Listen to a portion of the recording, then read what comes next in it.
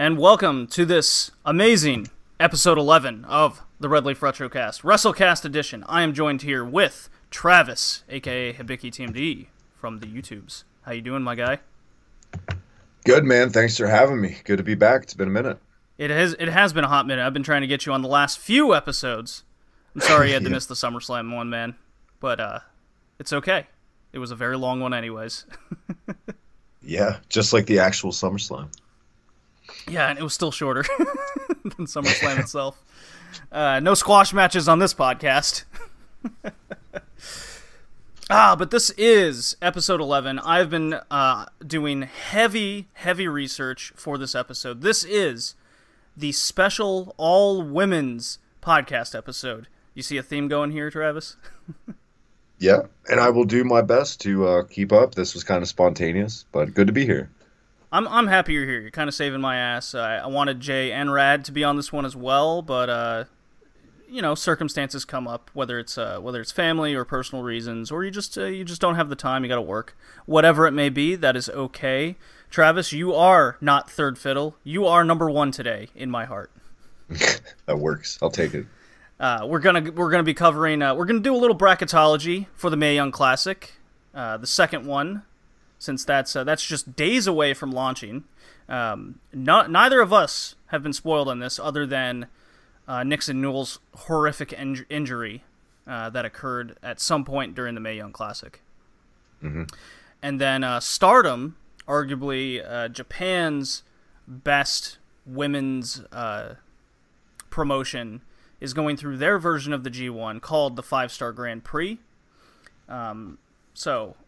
Kind of the best of both worlds here in the wide world of wrestling, and I did my best to get to know everybody. Luckily, I didn't have to do too much research, but I went above and beyond with going outside of the usual promotions. You know, I did a little Pro Evolution Eve.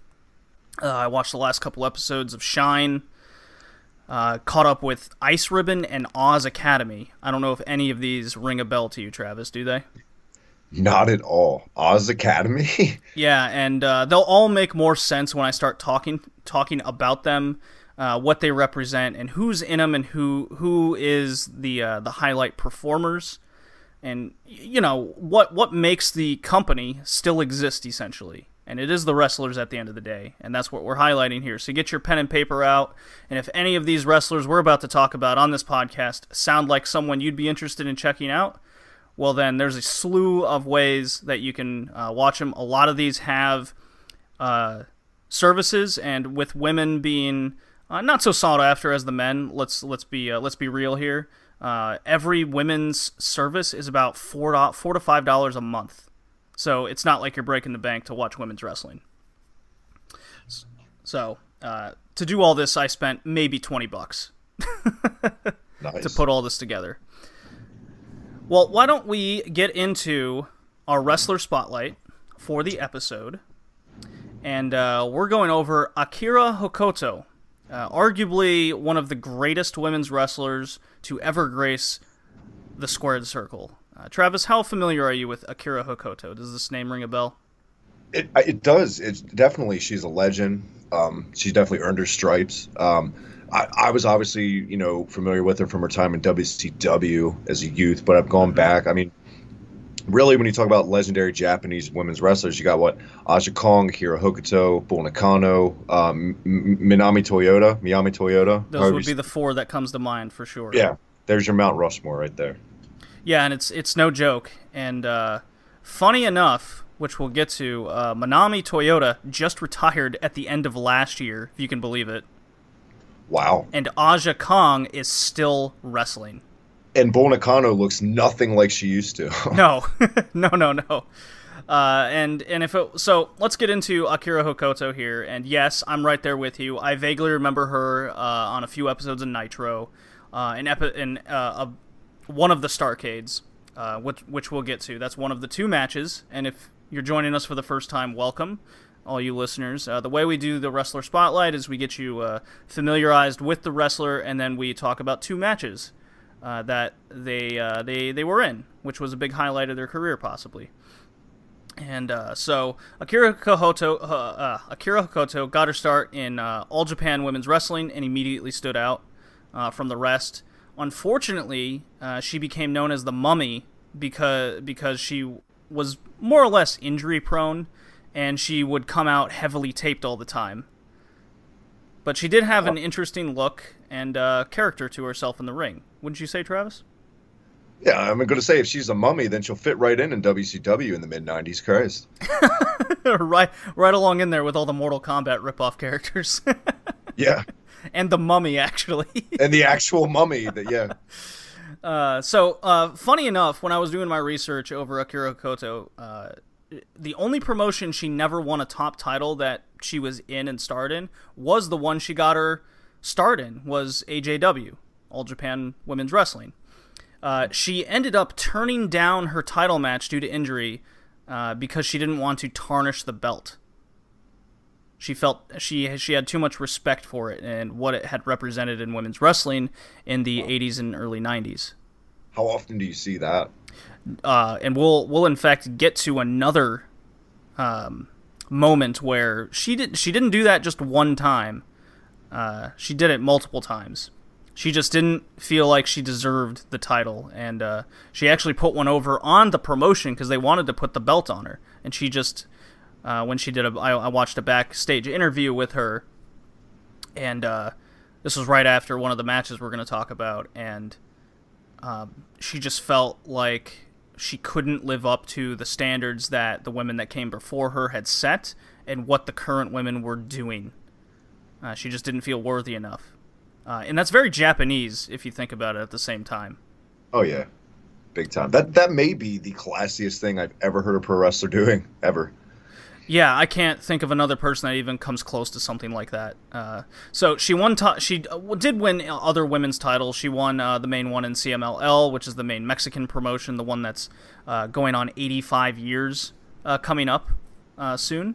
And then she won the inaugural WCW title, the only WCW women's champ ever. Wow. For that particular belt. And speaking of which, 1993 to 95 was arguably her greatest run of her career, doing dream match scenarios. She just kind of went on she wasn't in one particular promotion. She was kind of a free agent and just racking up a few 5-star matches, 2 of which were with Manami Toyota. So there you go. Nice. But yeah, speaking of WCW, the first match we're going to talk about here is the championship finals against Medusa at Starrcade 1996. My introduction to her, actually. How about yourself, Travis? Same for me as a youth. That was my introduction. And I haven't seen this match in a long time, but I remember her. She had some badass like anime headdress with like a gas mask, right? Something like that. Yeah, she when I was rewatching this match, it looked like she came out like the female Vader. Yeah. She had a gas mask. She had giant white like Super Saiyan hair. Many boos included because she came out with Sonny Ono and her new husband, Sasaki. What's his face? Kensuke Sasaki. Kensuke Sasaki, yeah. Who actually won the U.S. title at one point during when WCW went to Japan on a world tour there. Was also a road warrior at one point. I didn't know that, actually, so I'm learning something too. And she did face against Medusa. Medusa came out, made in the USA, comes out like female Lex Luger, American flag and fireworks included, many, many cheers. So we have female Vader against female Lex Luger. And I mean that with all the sense, because obviously my nostalgia goggles with aka Alundra Blaze, Medusa in WCW here. You know, I always associated her with one of the better old school female wrestlers. And then I watched this match. It's also funny enough that Medusa was actually born in Italy, so not really made in the USA. Yeah, Medusa Michelli or something. Yeah. But this match is as one-sided as you can imagine, and I mean that by Hokoto actually ran the match inside and out. It felt like I was watching how Mr. Perfect and Bret Hart would go about some of their matches with guys who just couldn't do anything worth of shit. Yeah. I feel like JD, every time Medusa worked a Japanese woman, like Bull Nakano, they would carry the load. Every time. Every time, because Medusa was actually very limited. She was in great shape, don't get me wrong. But her in-ring work, couldn't do it. She couldn't hang with the Japanese women wrestlers.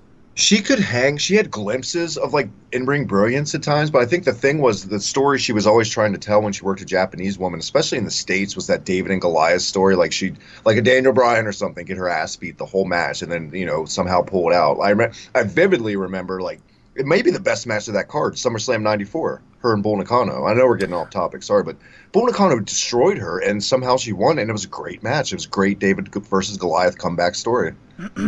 Well, it's funny because the second match we're going to get to in a tournament final, or semifinal, it was Medusa against, or not tournament final, they just had a WWF title match in 94.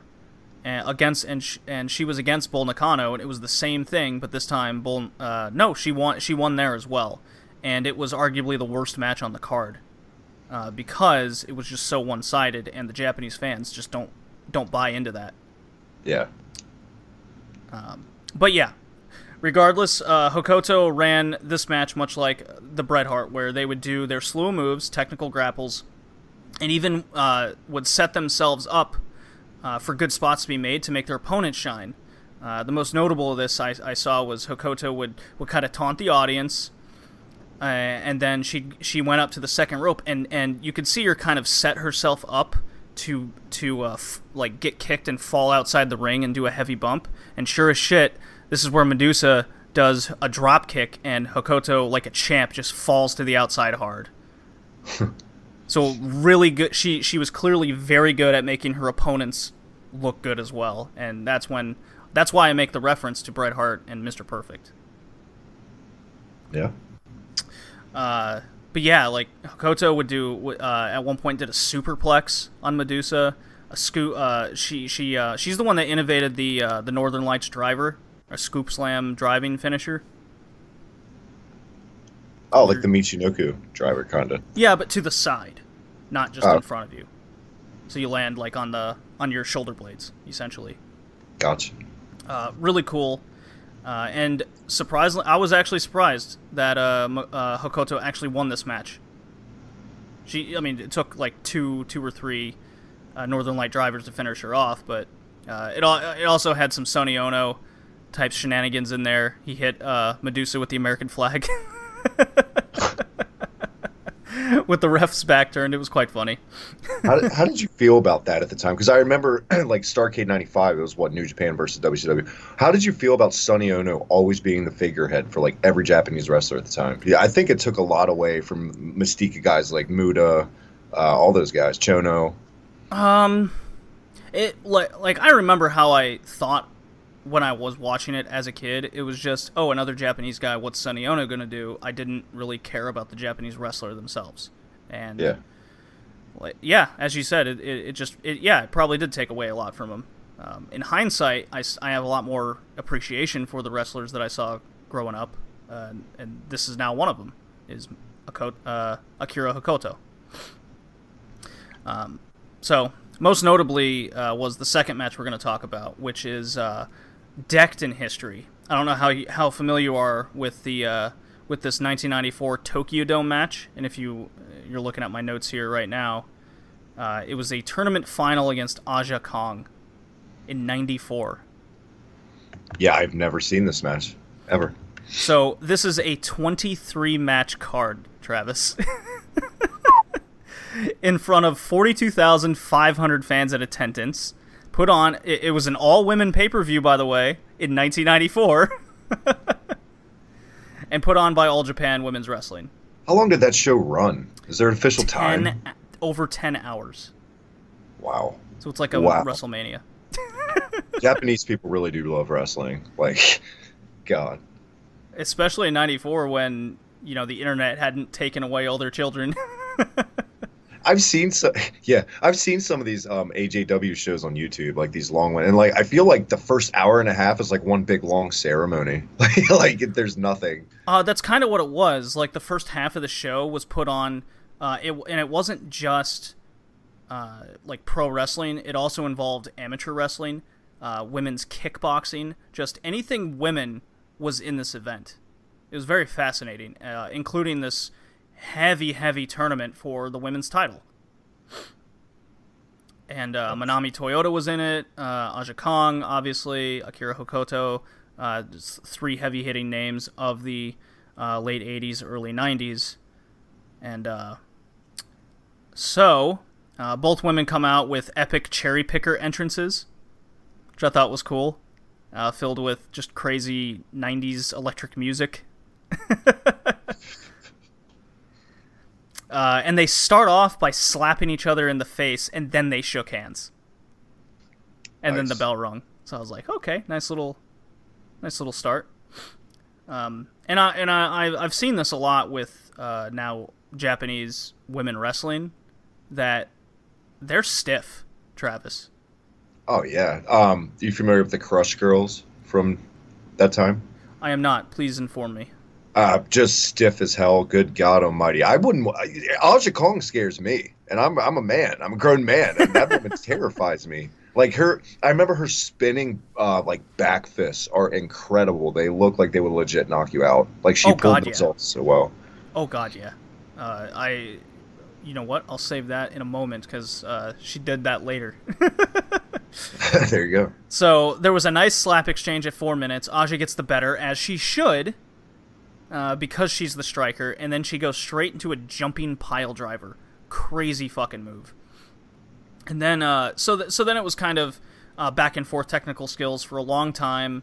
Not what you would expect in a women's match, but a crazy moment happened at the 16-minute mark, which is a lot longer than what you would associate with any women's match at any point in time.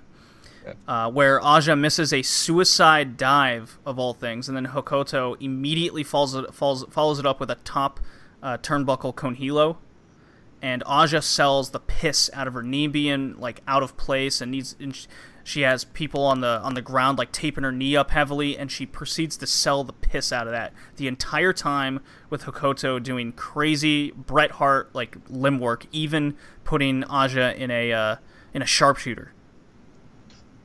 Very nice. You're really selling this match for me. Like, I want to watch the shit out of it now. It's really old school and very interesting. And so Aja makes a couple attempts for a comeback with kick reversals. Most notably was Hokuto going for a top rope missile drop kick, and Aja just boots her in the chest real hard. But immediately upon contact, Aja drops to her back because of her worked knee. So very good selling here throughout by Aja Kong, and Hokuto just kind of working it, going through the motions, getting all the making it seem like you're taking down the giant, because that's what Aja Kong was going through all night throughout the tournament, including beating Manami Toyota, which got a heavy reaction earlier. Aja makes another attempt with the spinning back fist to a side suplex, but can't overcome the limb work. Like, can't even so much as crawl and make a cover.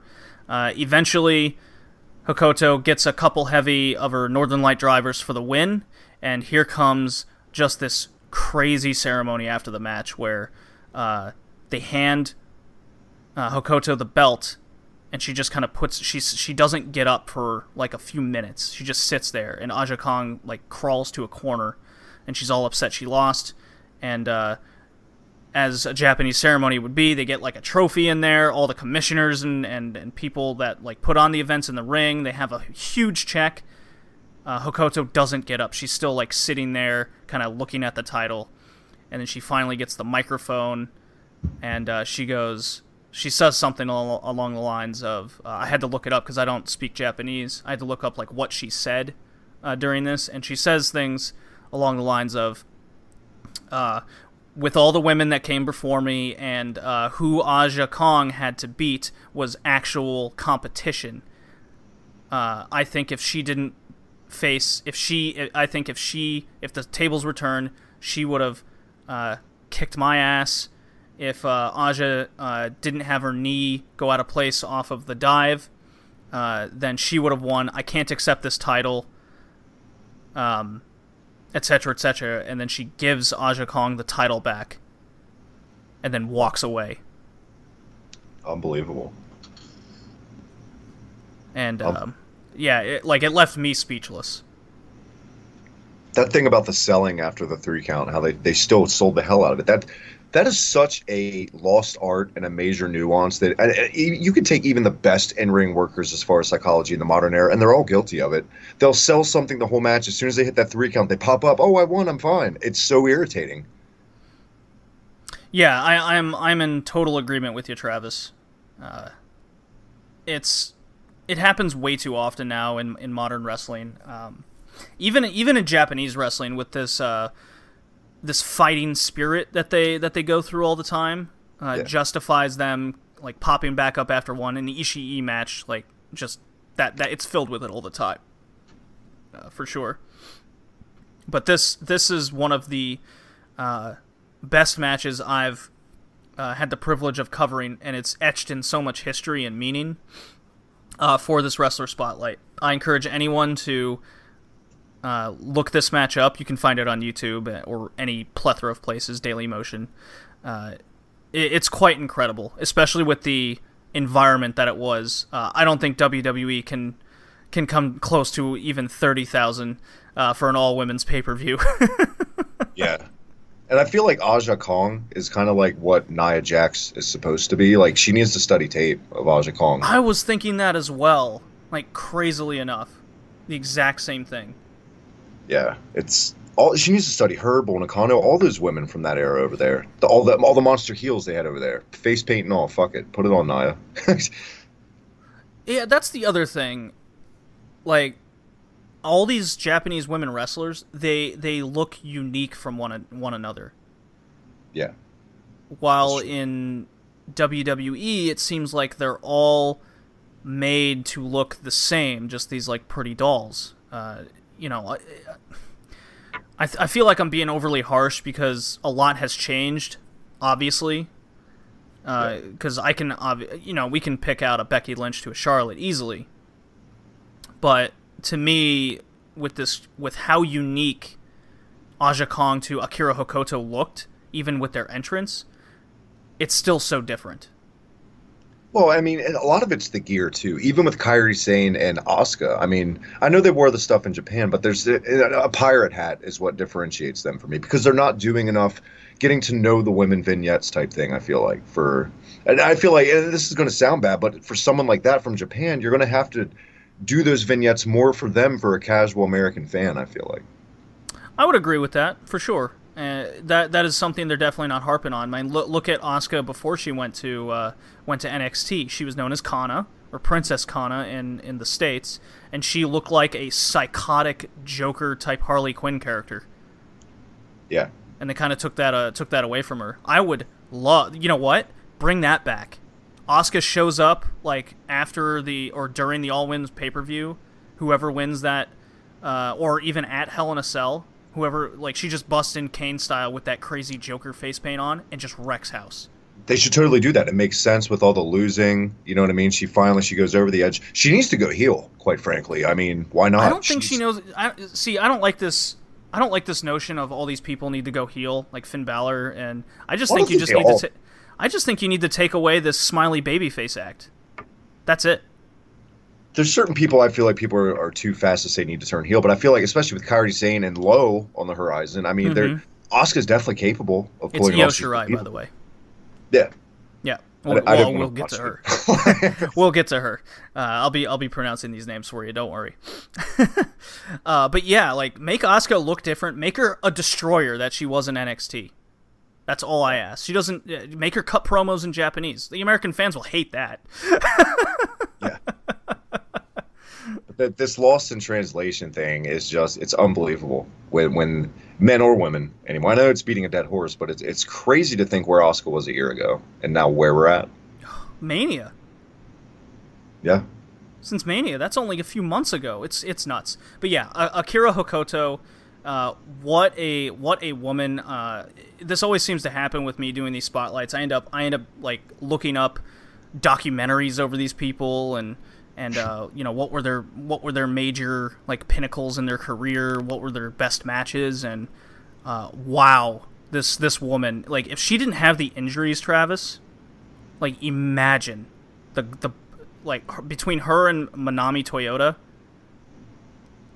going into the 2000s with all the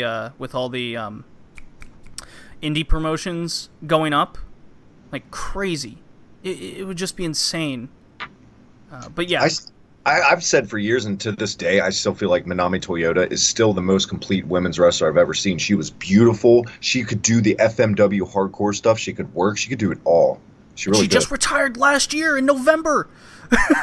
Yeah, the Luthez of women, right there. Have you seen Manami Toyota's retirement ceremony? I have not. Oh my god, I didn't even it is know fantastic. she was still active. Yeah. Oh my god, it's fantastic. She does like a 50-woman gauntlet, and if she could beat all 50, she wouldn't retire. Wow. How far And did of course, she does lose eventually on after 9 people. Yeah. But every woman that was gonna be in the match, they all got like bitch slapped one last time by her as a rite of her like transferring her fighting spirit into the wrestlers. That whole Inoki thing coming through. Really good. Yeah, Manami Toyota, Akira Hokuto, Aja Kong, like those three, like insane. Those three stand out to me the most. Who's the fourth name you dropped? Manami Toyota. Bull Nakano? Bull Nakano, thank you. I almost forgot about her. So, well, with that, let's get in some news as I play this NWO Wolfpack theme as a drop here. So you're back on the Wolfpack. Okay, Travis, you're gonna like this little topic I got here. Some fallout from All In. We're not going to talk about All In on this podcast. That's going to be for episode 12. So stay tuned. But the crowd at the Sears Center for All In, the indie pay-per-view of the century, I'm more than willing to say that, was anything short of electric. It was quite the sight to witness on demand, of 10,000 indie fans just being excited for pro wrestling. Yeah. What are your thoughts of the crowd, Travis? The crowd was great. I mean, imagine that. Imagine a crowd being red hot the whole show and you give them what they want. Now, not pandering, but having logical booking for people that with guys that fans actually want to see and want to invest in. You know what I mean? Yeah. The dicks made sense, Travis. That's all I got to say. As much as I hate it, and as much as I disdain Joey Ryan, the dicks did make sense. I know, I'm not the biggest Joey Ryan fan either, but I did get a kick out of how much in kayfabe they kept that. Yeah. I was like, all right. We're running out of stuff to check off the list of things I never thought I'd see in pro wrestling. We really are. The Jim Cornette tweet was quite something. My God. But yeah, I digress. Over 10,000 fans packed the house, making it the biggest non-WWE or WCW show since 1993 in America. Absolutely crazy. Was the last one that AAA pay-per-view from '93? That was in America, I believe so. Yes. Yeah. Yeah. It's a long time. So some fallout here. Jordan Grace is going to face Brian Cage in a 1v1 match in Rhode Island coming up here in a couple weeks, which I will be going to. Because Jordan Grace eliminated Brian Cage from the over-budget Battle Royal, and they're keeping kayfabe on Twitter, and they challenged each other to a fight, and people are going crazy for it. It's really funny. It's really awesome, too, because I've followed Jordan Grace for a long time. I forget how I stumbled upon her, but it's amazing to see like these wrestlers that when you meet them, they have like 400, 500 followers, and now she's on like another level right now. She did an unbelievable spot with Cage where she deadlifted him, and you know, I used to be all about Rachel Evers, but this girl is something. She's special. Yeah. Oh yeah, I'm definitely down with Jordan Grace. She has a presence. I've seen her wrestle a few times on the indie scene myself. She stands out, and having that like bodybuilder, Michael Elgin type build, as I've been kind of comparing in my mind. Yeah. Which is, I think, is a fair comparison. Not the person. But the build and the ring work are very. And you know, very WWE comparable. would totally book her as his sister if they got signed. They can't help it. So they would. They couldn't. But a Sports Illustrated article came out covering All In, and they not only skipped the opening contest, the Matt Cross match, which is understandable. Like even I forget about it. Right. But they skipped the women's match and covered everything else on the card. Wow, I didn't even know that. Yeah, and. Chelsea Green, Jordan Grace, Britt Baker, they were all on Twitter talking to each other today, because that's when the article came out, and they go, "I guess we got some more work to do." Wow. They called out Sports Illustrated ESPN for covering every single match on the card except basically theirs. As they should. I would have done the same thing. And in my opinion, I think the women's match was the best pure wrestling match. Yeah, like for me, honestly, I came in because, you know, I watched it Totally Legal, guys. I came in at the Cody Rhodes match, but I did, I've seen the highlights now, and I plan to go back and watch the whole thing, but I also saw that pre-show, the 0 hour or whatever. That was pretty good. Yeah, so I need to check out that women's match. I did enjoy the stuff in the Joey Janela match with that gal. That was the bad girl. Penelope Ford, yeah. It wasn't the greatest thing, but the fans liked it, and it wasn't like overkill. It was just enough, I feel like. She had her moments and spots, and the women throughout the night had their moments and spots, whether it was being a manager, being a wrestler, being both. Yeah. And I think the general consensus of All In was very positive. And trust me, I think a lot of the elite stuff is cringe. You know how much I love the Young Bucks, JD. But I feel like even the biggest haters of those guys who would turn their back, it would not even give them a chance. If they watch the show and they have really more than like 3 complaints, they're just being contrary to be contrary. It was what's lacking in wrestling in the modern era. It was fun. It was a fun show. It was a fun show. That's for sure. So, shame on ESPN and Sports Illustrated for skipping the women's match. It was as good as anything else on that card, if not better. Chelsea Green is fantastic. Oh, I love the hot mess. Don't even get me started on that. I've been a fan of Laurel Van Ness for since she became Laurel Van Ness, the crazy psychotic bride.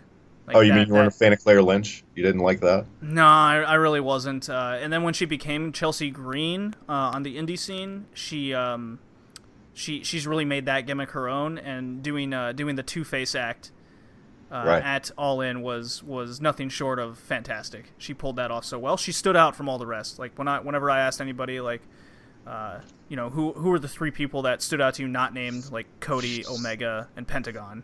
Like, who were they? And they said Chelsea Green most of the time. Very nice. Good reason behind that. So women's evolution talk. WWE. Got to do it, Travis. Let's do it.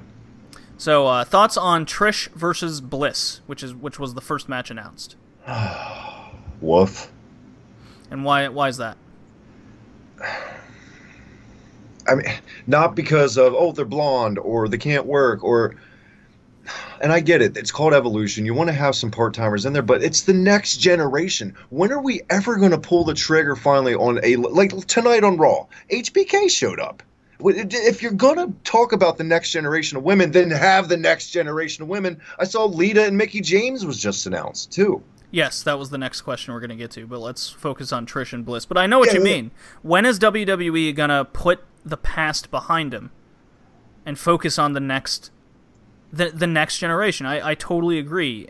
With the Bellas coming back and now they're the focus, you're focusing on the wrong people. Yeah. Imagine in 98, the cusp of the Attitude Era was red hot, and all of a sudden, Pat Patterson's wrestling, not with Gerald Briscoe, like tights Pat Patterson for no reason, with like, I don't know, Gene Kiniski in 98. That's what it feels like to me now. Their time has come. I'm with you on there. Like Trish and Lita, you know, God bless them, they trailblaze an entire generation in American women's wrestling. Just like Akira Hokuto, which we spotlighted earlier, her, Manami, Kong, Bull Nakano, they trailblazed Japanese women's wrestling in the 80s and 90s. Mm-hmm. Like, Lita and Trish deserve to be at Evolution, but they're weirdly putting them in matches that don't seem right. It definitely feels like something on the past. Like Trish and Bliss could be something, but they're not really like building up to it at all. It feels like it's just, here's a match. And for me, all this translates to when they do this is we don't have faith in our current crop of women to draw a dime, to make people buy the show. We need, just like with the nostalgia with the guys. Yeah. With the Triple H versus Undertaker and bringing back Shawn Michaels, and then hinting, like I was reading on Twitter that they were hinting at HBK coming back. I'm like, why? The dude retired like, 10 years ago? And I'd be okay for one more match if it was someone like a Styles or, like we said, the next generation, but not with fucking Undertaker. Like, what's the point? Yeah, poor guy. How much until both his hips just go out and he can't walk anymore? God forbid he pulls a Mizawa in ring, you know? Ooh. He just goes down in the ring right there. Ooh, that'd be horrible. But Trish versus Bliss, you know, I don't hate the idea as much as I make it sound. I just don't think Alexa Bliss is the right opponent to get, because the thing is with a vet who's been out of the ring for so long, I think you need someone who can carry a match for the vet that will clearly have ring rust. I think it's pretty simple who it should be based on what we saw at the Rumble. You ready to say it with me? 1, 2, 3. Sasha Banks. Yep. Yeah. I don't even like Sasha Banks that much, but man, those two, I feel like just that little glimpse in the Rumble, that was great chemistry. I want to see more. Oh yeah, the way they taunted against each other, it seemed like it was a slam dunk, easy choice, but I guess they want to focus on character work, which is very WWE. You know, I can't say I'm surprised. And then, but I am okay mostly with Lita versus Mickie James. Yeah, I'm more okay with that because it's too nostalgic. You know, acts, quote unquote, going at it. I say pull the trigger and just I would have said pull a trigger and make it a triple threat match: Trish versus Lita versus James, the last generation. Right. Just going at it one more time. I would love to see from one of these nostalgic quote dream matches is Jacqueline and Bianca Belair. That'd be pretty cool. I mean, I know they're not ever going to do that, but you know. Yeah, especially with Bianca Belair still. She's still a bit green, but she's on the cusp of becoming something big. Yeah, for sure. Oh, I totally agree. She's great. But Lita, from what I saw in the Rumble, she kind of worried me. You know, her body's been through a lot, that's for sure. Yeah. Taking power bombs from the Dudleys year in and year out for a while or jumping off ladders through tables. You know, that does a lot. But or that plancha where she broke her neck or collarbone on Raw, all of it. Oh yeah. So we'll see what happens there. But this last rumor that I'm not excited about whatsoever is Ronda Rousey against Nikki Bella. See, I thought they announced it official. It's Ronda and the Bellas against Riot Squad, or is that just like somebody messing around with the Photoshop? Because I swear I saw WWE announce that. That's at Super Showdown. Oh, okay, gotcha. Yeah, so we know the Riot Squad is getting jobbed out hard. Right. Yeah. I think it's probably the most pointless thing of this podcast to ask my opinion on a Bella. We're probably on the same page. Man, it's so, at least to me, it's so clear that it's a advertisement for the Total Bellas and Total Divas. Yeah. 100%. They're back. I saw GIFs tonight of Brie Bella doing 2 suicide dive attempts. One, she didn't even make it through the ropes, and the second one, she almost broke her neck because she just kind of tumbled out. What, training, you mean? Like, oh, God. Really bad. Like, look, have you seen that GIF yet? I have not, but I want to. Oh, it's scary. It's scary how bad it is. It's just, oh no, don't do that. So Evolution is already getting bad press as well, with WWE announcing that they're going back to Saudi Arabia no more than 5 days later after Evolution. Yeah. Oh boy. Travis, the E needs to get their shit together with this Evolution, because they're really just it's really coming together to just be a publicity stunt. They need to get their shit together, and they just need to tighten the screws. I mean, you can go to Saudi Arabia, but maybe plan this a little better. Yeah, it's getting rough. I mean, it's at the end of October. Toni Storm seems to not had blown her knee out as initially suspected. It's actually like a back injury possibly, and her neck injury as well. So hopefully she can make it to Evolution in some way. I read articles that she's supposed to be there in some form of fashion, and WXW already stripped the title from her because they thought the injury was a lot worse. So. Right. That's unfortunate. Oh man, what would you do with Evolution? I would have started this like as soon as you announced that this was going to be a pay-per-view. Start building feuds, multiple feuds at a time, to build this pay-per-view up. You want it to sell. Anything. I mean, this could have been your blow off for Sasha and Bayley, but we know where we're at with that. Oh God, Boss and Hook connection. Yeah. Do you think there's plans to just make an all-women show weekly? Is that for the best too? Because I feel like obviously it kind of is. It is and it isn't. It takes away getting all those casual eyes off of them if they're not on Raw, but it gives them more time if they have their own show and actually develop storylines. So it's not rushed. It's kind of a catch-22 with that, though. I think with what we're seeing on Raw week in and week out, with the Riot Squad jobbing out to the next group of people, like in a turntable. Just, okay, Sasha, your turn. Okay, Bayley, your turn. Okay, Ember Moon, your turn. They clearly just they don't care. They don't do anything. They don't want to do anything. So if they had a weekly show, would that change? I can't say that it would. Yeah, it depends on who would have the book too, I guess. Yeah. They're doing well enough in NXT. It's a different guy running the show there. I mean, if you just made it simple, streamlined with storylines, kind of like what the Mae Young Classic is, but not a tournament, but just that, I don't know, it's not hard to book a consistently good wrestling show, I feel like. It's just cut out the fat, cut out the filler. And that's what it does feel like at the end of the day. This Women's Evolution pay-per-view coming up seems to be just for filler. I don't even feel like we're going to get fan service. No, and has there ever been a point for you in the history of this company where it has been this see-through and corporate at any other time? Lex Express is the only thing that comes to mind, and I go back to that moment a lot. Which is so ironic because I just reviewed SummerSlam '93 on my podcast. You plugged it in. But yeah. Besides that, just the core. I mean, I used to think WCW under Jim Herd was the most corporate wrestling I've ever seen. Not anymore. Like it's so filtered for your protection, and it's just so cringe. And I don't know, man. I have no faith. I have absolutely. Why should I? I have no faith in them treating the women with seriousness and just I don't know, as equal to a men's storyline. I feel like. I think this is I think what we're seeing now. This is why Tessa Blanchard didn't go to WWE. I think that's why they couldn't come to terms. Oh, the money's pretty nice on the indies for these guys right now, too. That doesn't hurt. Oh, Tessa Blanchard's making bank. I want that third-generation diamond shirt so bad.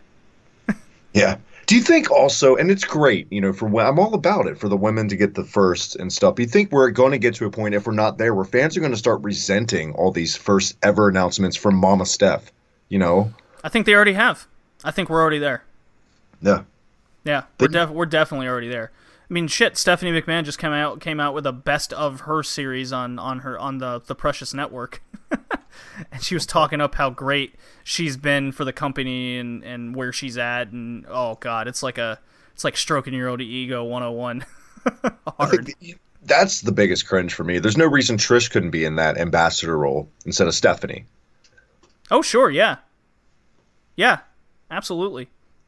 Because, people actually respect Trish and like Trish. Toronto seems to love her, that's for sure. Oh, that was a great segment. That was a great segment. I got to give it to him. Right up until Alexa Bliss came out, I was in it. Yeah. I was into it. Because I think it should have started with Alexa Bliss over Elias. And you could have done the same lines, same thing.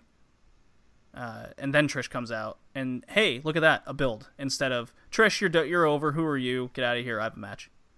Because that's what ended up happening. It was just awkward. Oh, and here's Mickie James as she walks out in heels, and then like almost immediately walked into the crowd.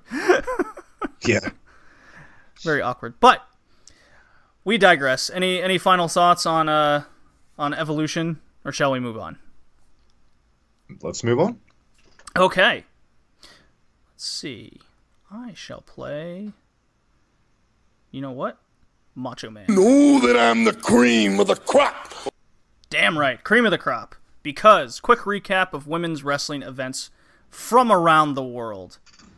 This is a good opportunity to kind of inform everyone what's going on in the world, the wide world of wrestling when it comes to the women right now. And this is where I did my research for as I make my notes here right fast. As I try to catch up and inform myself what's going on, I watched Shine 51 and 52 back in June and July. If you're not familiar with these names, then I hope you can Google a couple of them because they're pretty good. Rain was an ex-retired wrestler, and she came back to Shine. The crowd loves her. She's like one of the main squeezes there right now. She was in an I Quit match with Stormy Lee. One of the big heels in Shine. That was pretty crazy, but the big focus and the big matches were the Twisted Sisters beat the three other teams for the tag titles there, which I am honestly, Travis, totally into the tag scene in Shine. Yeah. Especially Las Sicarias, which is Ivelisse and Mercedes Martinez. They kill it. I'm a big fan of Mercedes Martinez. She's great. Oh, she's a vet of the scene, and she knows how to work a crowd, and she's good in the ring. I definitely recommend this elimination tag match. Just good old-fashioned stuff. Ivelisse is incredible. Every time I see her, she stands out. She's great in the ring. I can't get enough of her. She's in my opinion one of the top wrestlers in North America, females. How familiar are you with Ivelisse? Kind of. She's on Lucha Underground, right? Yes. She's in singles matches quite a bit. Yeah, that was really my only exposure to her. Was from that. I need to check her out on some of these. Yeah. Well, this elimination tag match for the tag titles at Shine 52 definitely that was Shine 51. One of those two. Simple Google will confirm that. I hope I didn't write that incorrectly. I think it was Shine 52. And then due to health reasons, LuFisto had to vacate the title, the main title there, unfortunately. She's held it for like 600 days or some shit. A long time. So that's unfortunate. She's the big champion there, and she showed up in WXW a couple months ago, and I loved her on this TV screen. She stands out. She's a good wrestler. She's got a good look. Good look to her. Very unique. Super hardcore anime. Yeah, she is. And she hates Jurassic Park. How dare she? She actually she beat cancer, didn't she? She had a good result come back, I saw. I'm not sure. If that was the health reasons, then yeah, I guess so. But so good for her. Yeah, she's one of the main things on the indie scene, besides obviously our precious people over at Impact Knockouts division who are just killing it week in and week out. Is Leva Bates in Shine? Yes. That or Shimmer, or both. There's a lot of cross-promotion there going on. That's my biased favorite on the indies. She always will. And why is that? Something stand out to her with her? Well, for one, she's freaking awesome. She shouted out my podcast like 2 years ago because my one friend met her, and but she's just amazing. Like maybe a little smitten too, has something to do with it, but she's not the best worker by any means. I don't know. She's captivating for me. Like, I don't know. Oh, sure, yeah. Yeah, Rad has that same affection with Santana Garrett, Superwoman. Oh, yeah. Yeah. I've seen her wrestle a few times. She's good. I'm a big Veda Scott fan as well. Veda Scott, the Rhode Island girl with the glasses. Yes. Oh, she's dating somebody right now. Who is it? Well, damn it, JD. Now you just ruined it for me. I don't want to know. No, she's Mike Bailey over in DDT. I think that's who it is. He's a Canadian. It just seems. I don't know who he is, but he doesn't deserve her. That's kind of the what everyone seems to say. Yeah. The sexy librarian look. But I like her as a heel valet more than an in-ring, though. From what I've seen, and like when she was with Moose in Ring of Honor and that stuff. Oh yeah. It does bring back some memories there. But yeah, so Shine in my opinion is the best women's promotion in North America, and it's really not even close. Shimmer doesn't do much for me. They go too long in between tapings, just for my taste. Right. Like some consistency in my wrestling, no matter men or women. Yeah. You can get Shine off the WWN network, which is you can get like Evolve and some Dragon Gate shows on there as well. So. Nice. Yep. But on to Japanese women's wrestling, which was quite the learning experience, I must say, Travis. And you're gonna learn right here with me.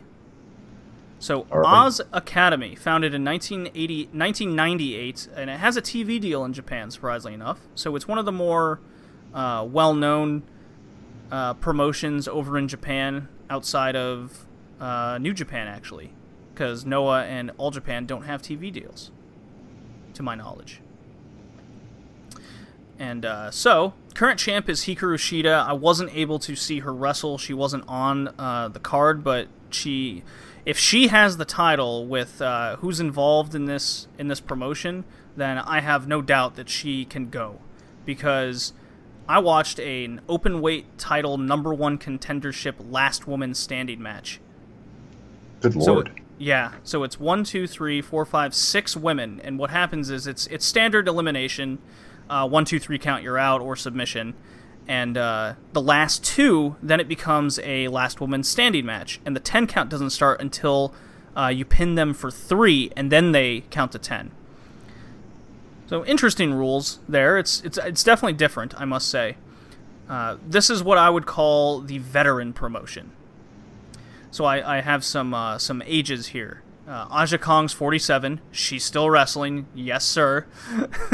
Then you got Akino, kind of like an 80s hair metal band look. You have Hirorio Matsumoto, who's actually going to be in the Mae Young Classic. Then you have the older Japanese lady they've shown on Bracketology. Excuse me?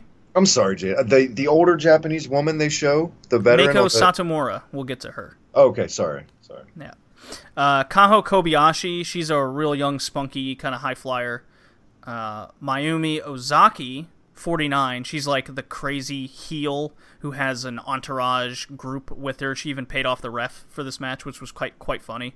Every time she got pinned, like the ref would do the "Oh God, my back" or real slow count. So female Ted DiBiase, kind of. Yeah, that's actually what she is, and she's 49, so she uses her age, with her. There was a lot, like there was one point in the match where she had a couple of her members of her entourage like giving her legs a massage to get back in. It was quite funny.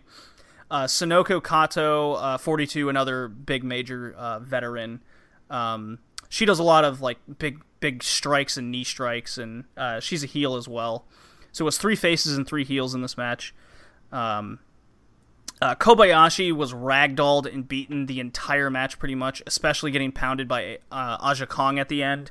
Overbooked to hell, Travis, unfortunately. Like, the match started with Ozaki and the entire entourage basically beating the shit out of her. At one point, she hit her head so hard on the post that she actually bled the hard way. Pretty wild. And she's like half the size of everyone else in the match, so she played the underdog from the start. But I must say the best part of this match was Matsumoto, the woman who we're going to see in the Mae Young Classic, trying to take on all the heels alone and put on the best. She put on the best performance by far. She stood out the most in the match, and she's going to be a big deal. I think she's about 32, and she's. I hope she gets a breakthrough in at least Oz Academy pretty soon here, or at least starts going on freelancing. And I want to see her in Stardom. Honestly, I want to see this woman take the next step. She stands out so much. She's very smooth in the Stardom ring. with the exposure from the Mae Young Classic too. Yeah. So Hiroru Matsumoto, very good. This was Plume Bloom on August 19th. It's only like an hour and a half. It's not too long, but more than half the show is this six person elimination last man standing or last woman standing match. Aja Kong ended up winning, so she's the #1 contender for the title. Menacing. She actually knocks out Matsumoto with that spinning back fist, Travis, and it looks like it just clocked her hard. Yes. So that's Oz Academy. That's where Yoshiko is. Travis, does that name ring a bell? It does. Yeah, hardcore, like crazy looking woman that actually like broke someone's like face or Io. I think she like injured Io Shirai in a shoot at one point in Star. Oh, is that the woman that was blackballed for a little while? Yes. Yeah, it's her. Gotcha. Yeah. Between her and Sexy Star, like they're the ones that have like the most rage and blackballed inducing type stuff. Right. So Oz Academy might be number 2 or 3 of women's promotions outside of Stardom. The other one is Ice Ribbon. Funky name, I will admit.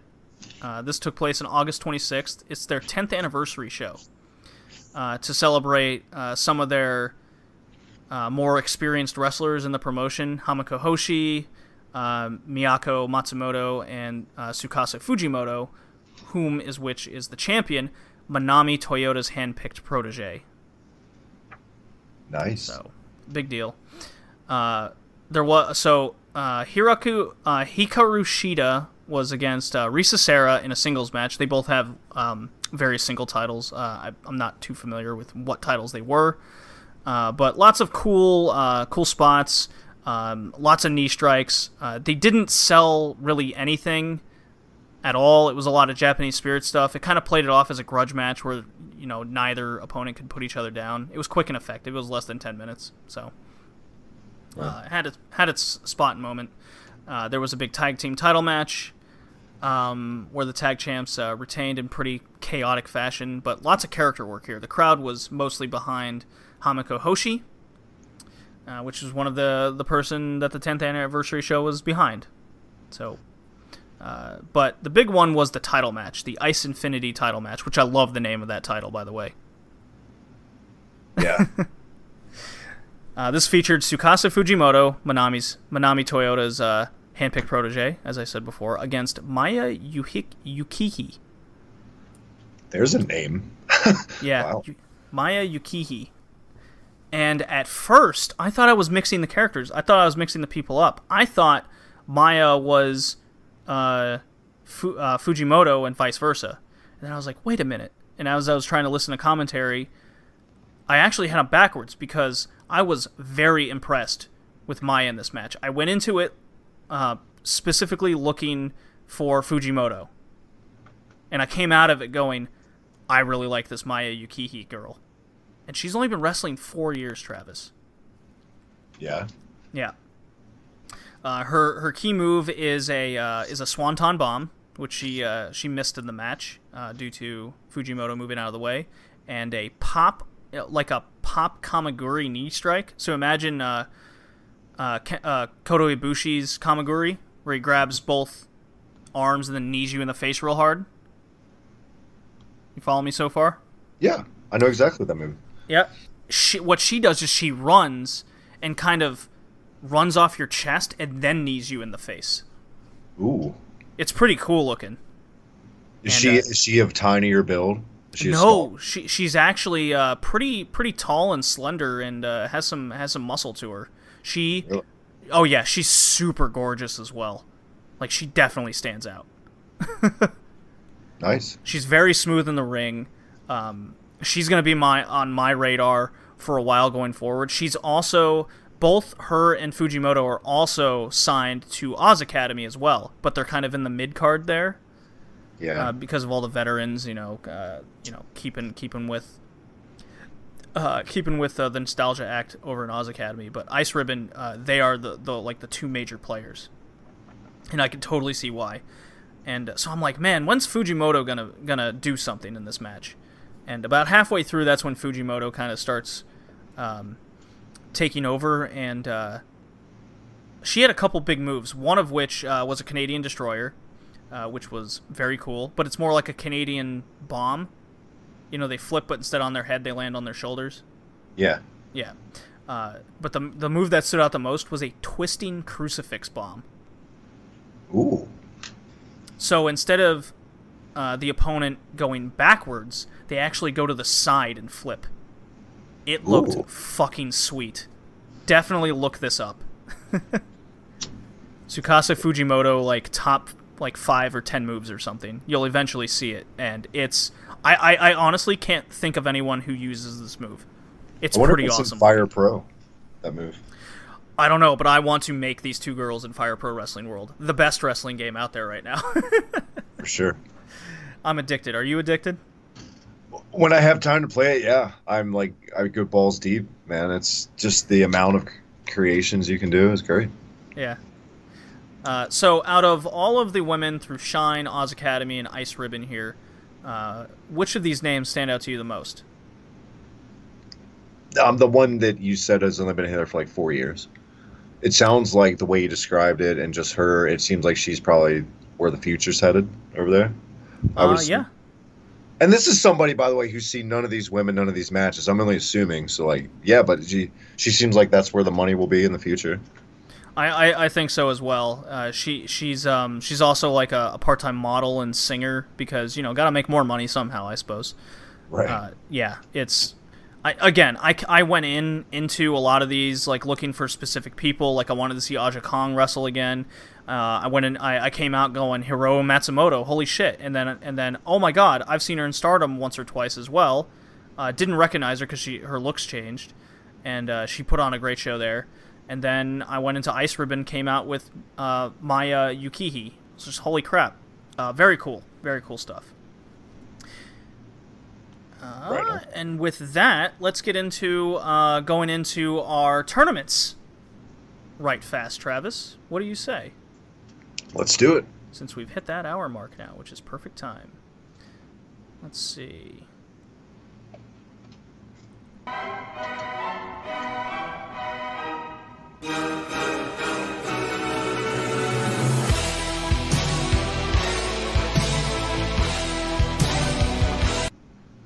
Alrighty. We are here to talk about Stardom's 5-star Grand Prix 2018. Their version of the G1, for those familiar with New Japan's tournament, where there's a slew of wrestlers separated into 2 blocks, and they face each wrestler in their block once. 2 points for a win, 1 point for a draw, 0 points for a loss. And we're not going to do predictions here, Travis. What we're doing here is just kind of introducing everyone to who these wrestlers are and why you should care about them. What do you say? Sound good? Sounds good. All right. So first, Travis, we're going to go over red block here. Instead of A block, B block, they have red and blue. Obviously, this is mostly people from the Stardom roster, but as Stardom has been doing over the last few years, they've developed a good relationship with various promotions like Pro Wrestling Eve, a all-women's promotion out of the UK, and Shine and Shimmer out of the United States. So there's some women indie darlings that come over. Some past people that you may have heard of is Tessa Blanchard. She's participated in the Grand Prix before. Io Shirai, Kairi Sane, aka Hojo, are Stardom veterans. Pretty much started the company from scratch. They're a couple of the two that pretty much made the company what it is today. They all come from Stardom. So the first person is the current champion of Stardom, Kagetsu. Are you familiar with Kagetsu, Travis? Not at all. Sorry, that shocked me, apparently. I choked on something. But Kagetsu is she's the champion. She's also the head of Oedo Tai. Think of it as the heel faction of the promotion. She's also the one with this kind of Road Warrior black face paint on one side of her face. Does that ring a bell now? No. Interesting. Well, she has a very good personality. She's also a freelancer. She's not totally signed to Stardom full time. She does show up in Oz Academy as a mid-carder, surprisingly enough. That's weird. Yeah, I found that weird as well. But she is the champion of Stardom. She's defended this title like 14 times already. It's something crazy. She's carrying the company on its back now that both Kairi, Hojo, and Io Shirai are gone now. Stardom's put a lot of faith in her, and she's a heavy-duty performer. She took the title off of Toni Storm earlier this summer upon recording. And so she's a force to be reckoned with in this tournament. Very good personality. She has a lot of character work. She does everything she can to win. She also has like the Muda Mist spray, or Tajiri for our WWE associates out there. One match. Great kabuki for all the elderly people listening. Oh, there you go. Great kabuki. There was one match in particular where she faced one contestant who had no points, and the week before she cut a promo that she's going to beat her in 3 minutes, and she pulled out a some cup ramen, that instant ramen that you make in 3 minutes, and she tossed it at her and she goes, "Go ahead, get the water boiling because that's how fast I'm going to beat you."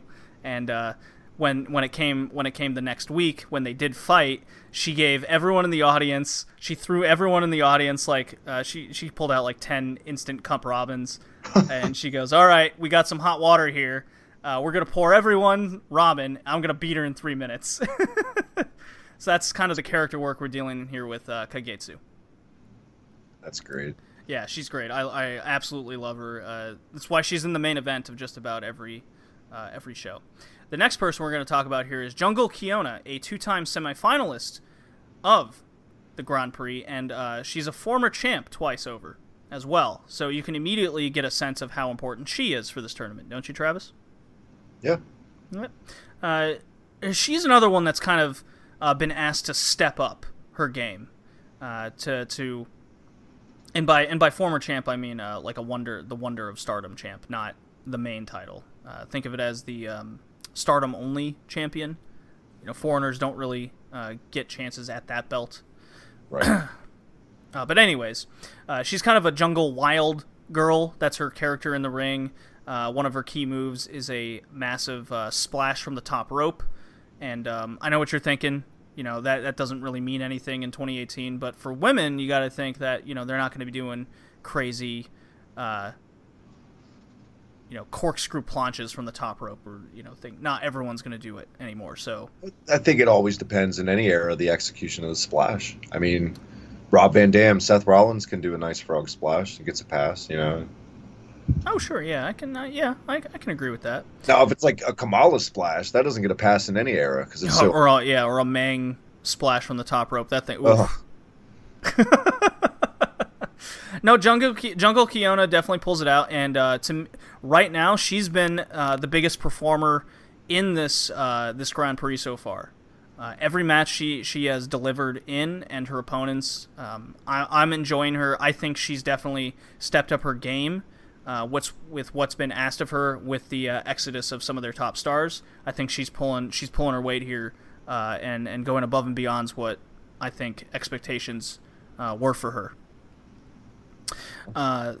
Next wrestler is Tom Nakano, relatively new, trained by Tokyo Joshi Pro's Yuna Manase, a famous, fairly famous Japanese women's pro wrestler. Tokyo Joshi Pro is, for those that aren't familiar, a promotion that was started up fairly recently and has gotten some buzz about it in the last year or so. Tom Nakano has also got a lot of buzz around her for being kind of the, I guess, idol type girl of the promotion. She sells a lot of pictures of her, like in various outfits and what have you. She has a lot of like crowd behind her, is the best way I can put it, which isn't necessarily a bad thing. No, she sounds like the Manami Toyota of this promotion. Like the pinup doll / badass. I guess. I think she's got too much of the cute factor going for her. And because she's still relatively new, maybe not yet. How about that? Maybe someday on the horizon. Maybe. There's still plenty of time. Next up is Konami, part of Queen's Quest, where the stable that Io Shirai started up. Pupil of Asuka. Her name's Konami? Yes. Wow. She must love pachinko machines. Bad joke. No, it's a funny joke. I feel you on that one. What did you say, Konami in the Queen's Quest? There's all these video game references I could work with here. Yeah, I know, right? She even like their stable outfits are baseball jerseys too. Oh, nice. That it says Queen's Quest. They're black and white baseball jerseys. They're pretty sweet. Pretty sweet merch, you might say. I want 3 of them now. 3 Konami Queen's Quest shirts. Yeah, I mean, I've thought about it as well. I'm not. I'll doctor it up to where it says on the front, "Fuck Konami." Oh no! Well, she is pretty cute. That's gonna come off pretty bad. If she is pretty cute. It might come off differently. But no, she's a pupil of Asuka, so she knows some really good submission holds. Her new finisher that she just pumped out for this tournament is called the Triangle Lancer. So her new catchphrase is, "If I get you in the Triangle Lancer, I have a 100% chance of victory." And it looks sick. It looks like your arm's gonna get ripped off, because as soon as she gets you in this, how do I describe it? It's what's that move Brock Lesnar uses to put your arm behind your head? Kimura? The Kimura lock, yeah. It looks like a Kimura lock, but it's kind of in front of your face, but then it's wrenched behind your head hard as your body rolls. So as soon as she does that, the opponent just taps out immediately. It's sold very well, and it looks like it hurts. Isn't the Kimura always been an overkill way of saying hammerlock or something? Yeah, kind of, yeah. This looks like a hammerlock that actually hurts. Yeah. Next wrestler is Natsuko Tora, a member of the Jungle stable that's part of Jungle Kiona. She's just kind of got this hard hitter attitude, bit of a heavier woman compared to everyone else. Got the fighting spirit type mentality. Not much else to say over her. Now, Utami Hayashishida. There's a name for you. Good job. She is a rookie. She just debuted a few weeks ago, Travis, against Jungle Kiona, and took her to a 30-minute draw. And the story is the commissioner liked it so much he wanted her in the Grand Prix. And holy shit, she is what I would call a super rookie. Yeah. She is really, really good. She stands out immediately. Now, character work and personality, she's still real young. There's a lot to be desired there. but when it comes to ring work, like, everyone talks about Ronda Rousey looks like a natural in the ring and what have you, etc., etc., etc. Well, she was a fucking amateur wrestler. No shit. She looks like a natural in the ring. Yeah, I mean, she's pulling off judo moves and everyone's, like, losing their shit. Well, she won a fucking gold medal in judo. I sure hope she can do it. Yeah. No, this girl, Utami, she has the height comparatively to Japanese wrestlers. She's on par with American wrestlers. But she's got a good build to her. She's got some sick judo throws that, man, she plants you hard. Like, she injured Tom Nakano's back in a match. In the very first one, she just whipped her around hard, and it looks painful. She had one of her finishers, Travis, is a torture rack. Yes. Bringing it back. It's so good. And if they don't tap out right away, torture rack bomb, like a burning hammer. Oh, man. It sounds like she's like a freaking prodigy. Like, maybe like a Kurt Angle was in ring. Just got it off the bat. Oh, definitely. Like, I believe I gave you access to the first match that she's in the Grand Prix. Watch it. Okay.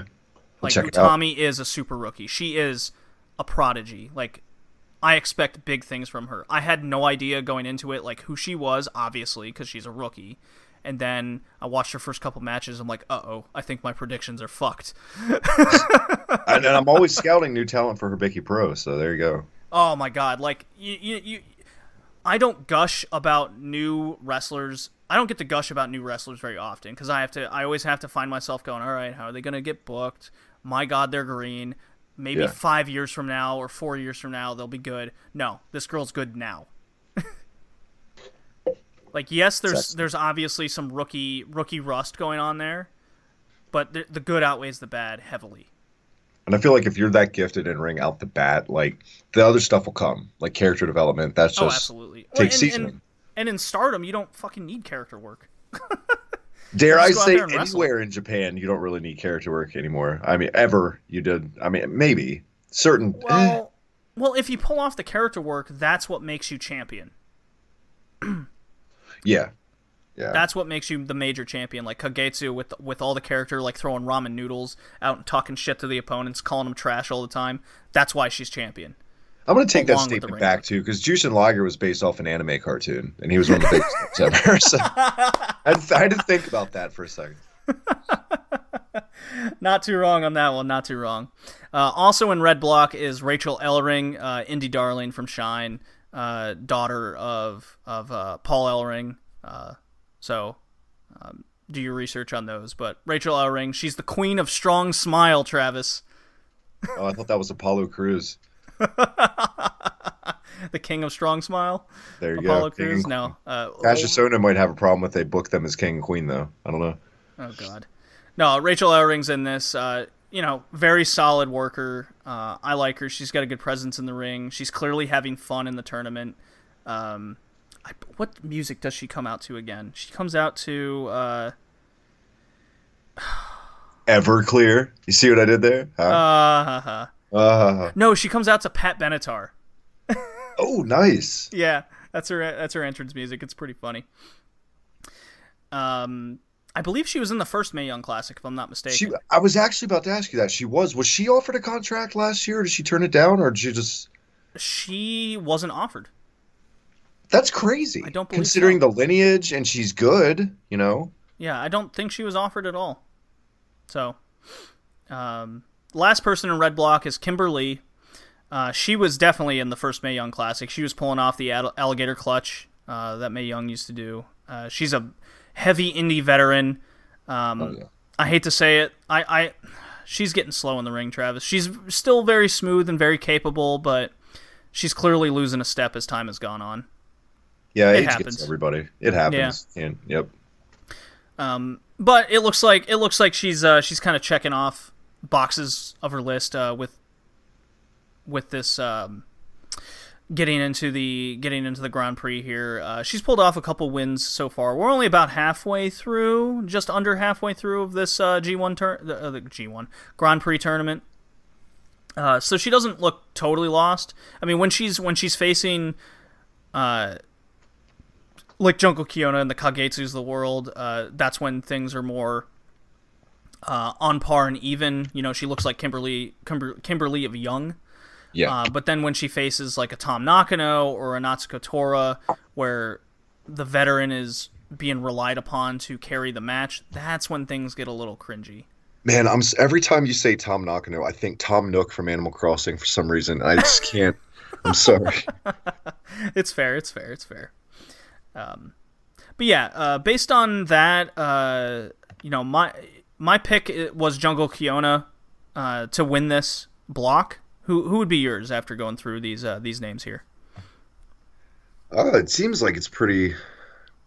It's like three women that it could be from just how you describe it. Obviously you always got to go with the champ. The other woman you mentioned who's like 1B, who's right there with her. I can't remember the name offhand. Who could?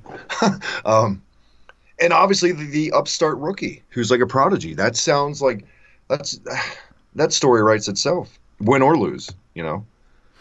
I think she's gonna make a good run. I still don't think she's gonna win.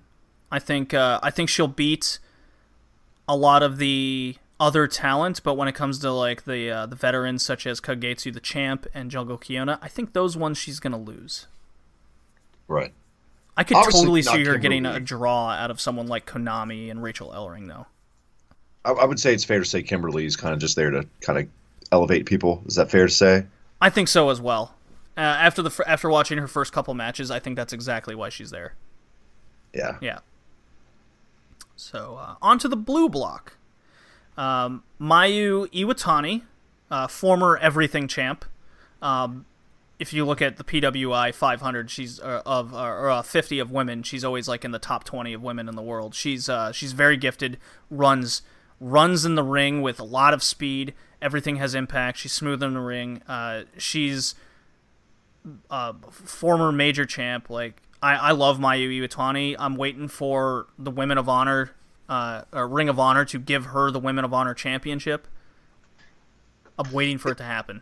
Is that still held by Sumi Sakai? Yes. Okay, thought so. Yeah. See, I know some stuff, JD. I'm not totally oblivious. Yeah, I wouldn't ask you on this podcast if you weren't at least informed of some things. I know. I'm just busting your balls. Yeah. You know the name Mayu Iwatani, I'm sure, right? I hope. I have heard, and I have actually, I've seen like a match or two of hers. Yeah, she's definitely everything you want in a women's wrestler. She's just extremely shy when she's outside the ring. Right. Very shy. Like almost like that cute girl kind of, oh, she's adorable kind of mentality that you have towards someone. Like, yeah. Oh my god, no, oh, get the camera off her. She's so shy. Leave her alone. She did have her first match in the tournament was against Kelly Klein, which we'll get to in a second.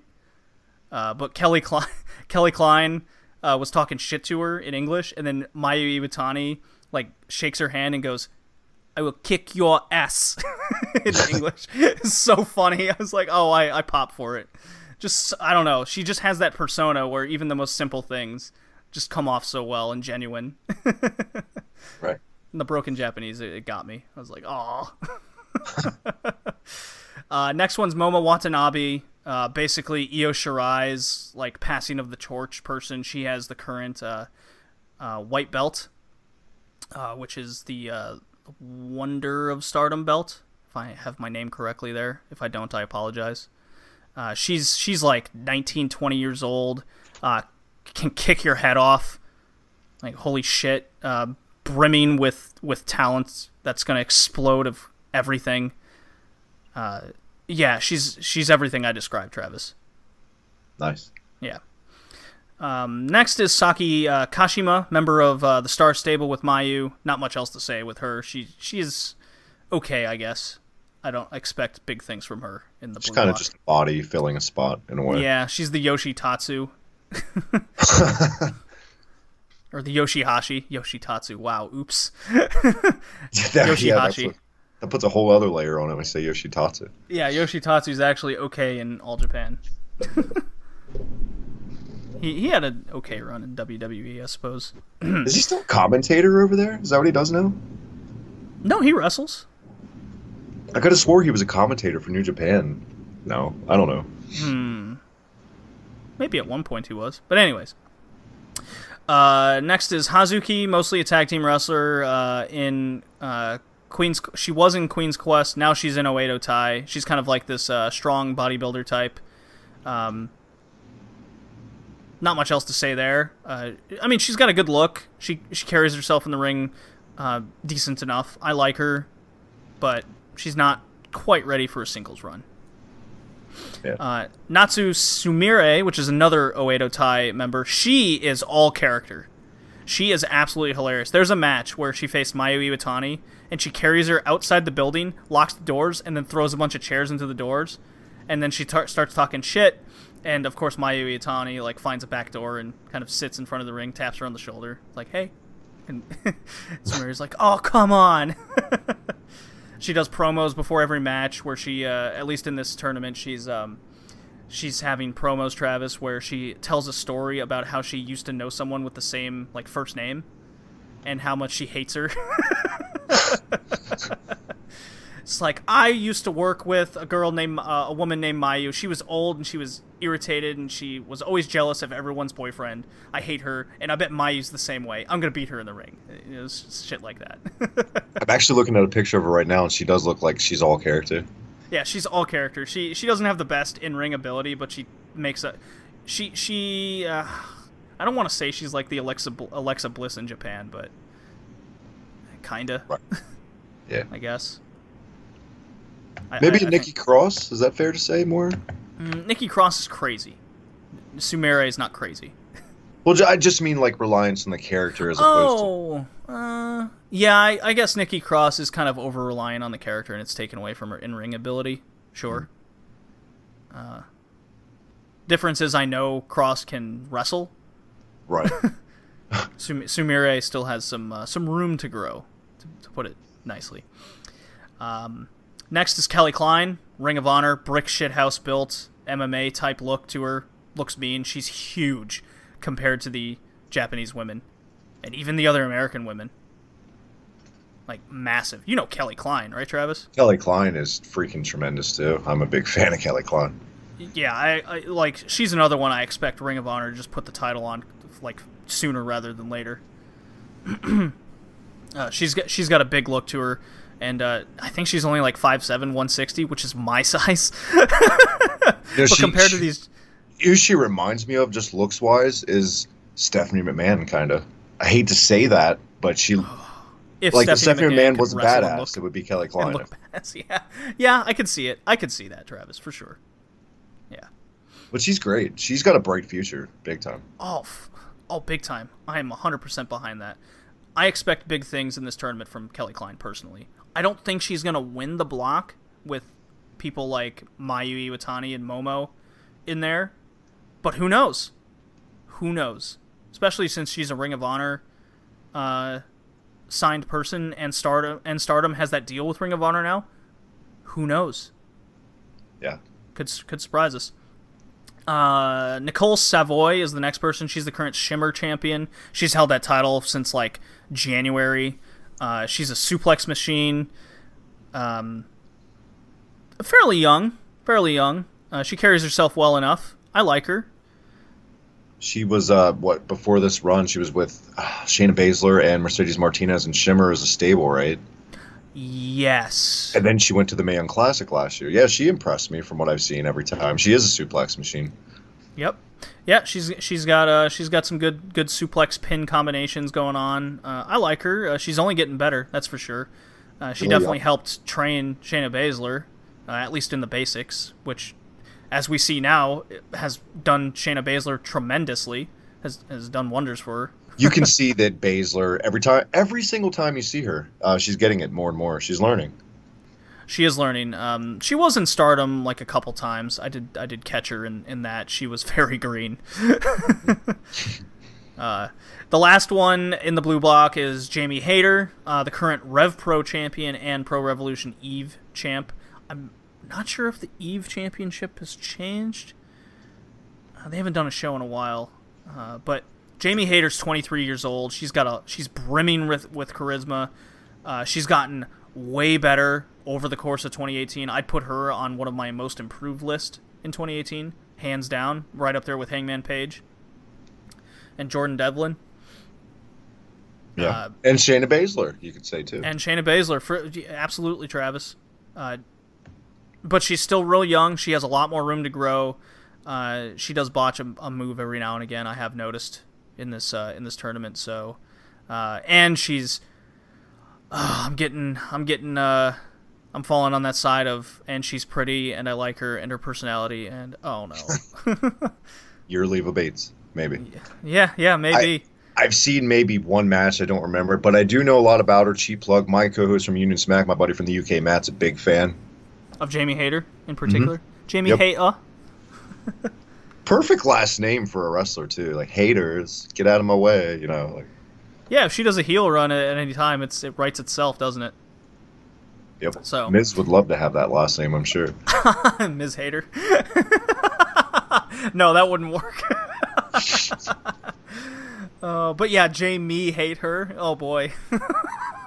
Or is that guy from the XFL? He hate me. Remember that jersey? Oh god, yeah, I do remember. Oh god, that was on the Baltimore. Oh, what was that team called? It's not important.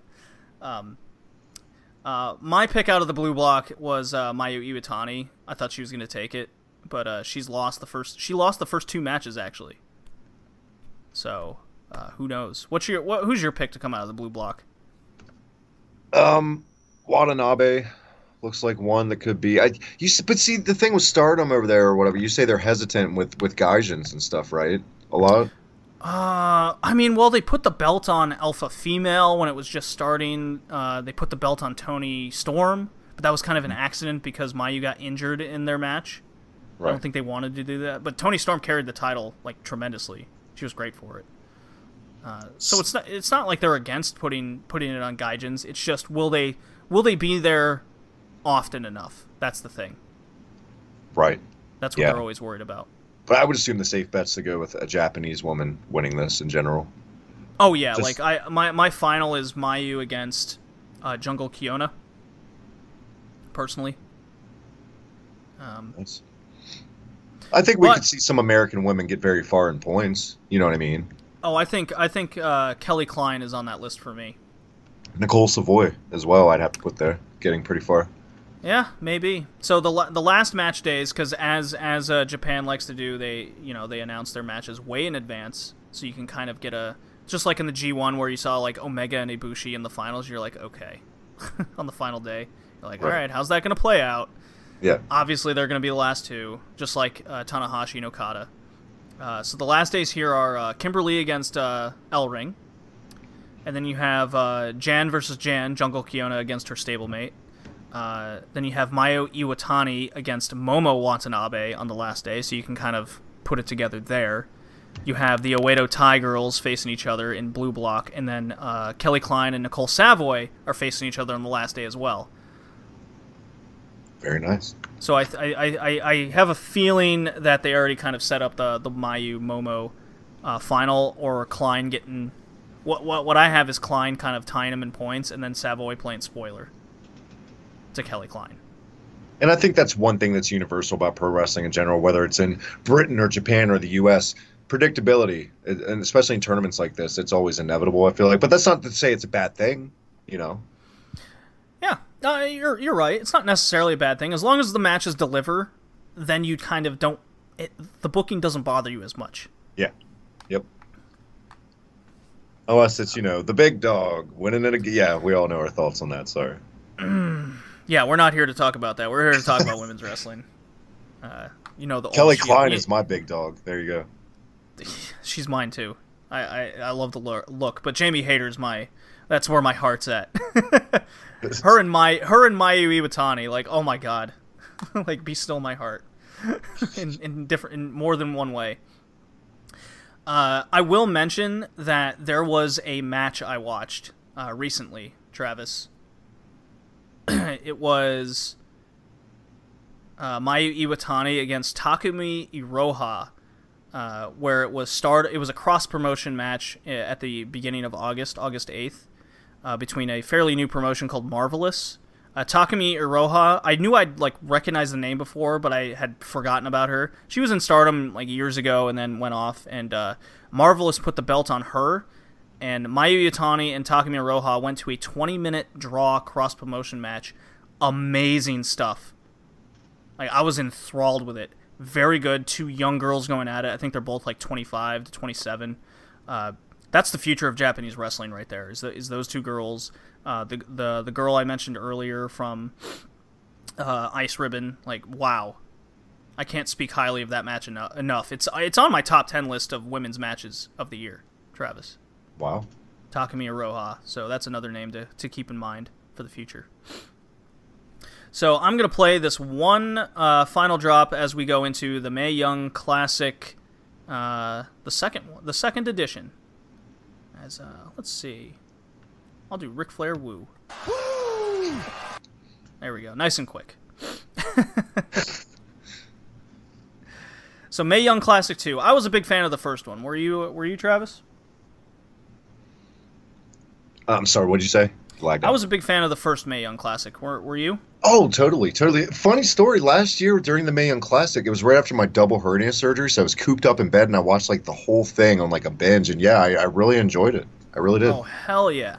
So we're going to do some bracketology here if you're up for it. For sure. So I've split this up into two groups, as you can see in front of me. Obviously, you can see my picks right now.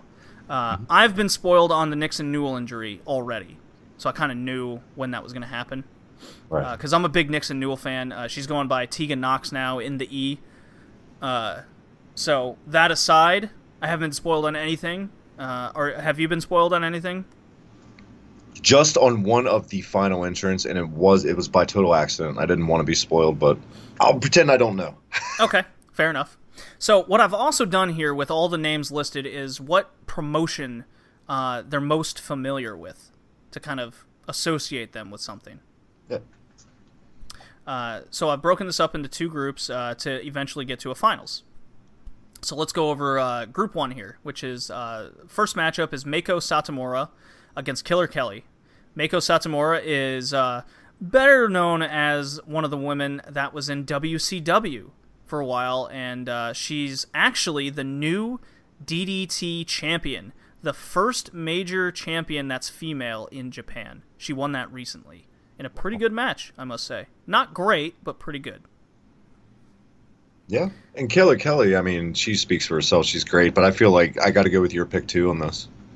Yeah, I think Killer Kelly is, I did think about it, but Meiko Satomura is kind of on a farewell tour. She's wrestling. She was at Wrestle Queendom in Pro Revolution Eve a few months ago. I haven't had the chance to watch that yet, but I look forward to it down the line. I can only watch so much wrestling in my life. I got video games to play too, like Fire Pro Wrestling World.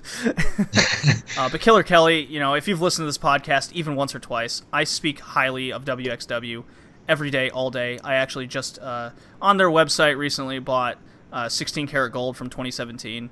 Very happy about it. It's one of the events that got me into WXW, consistently.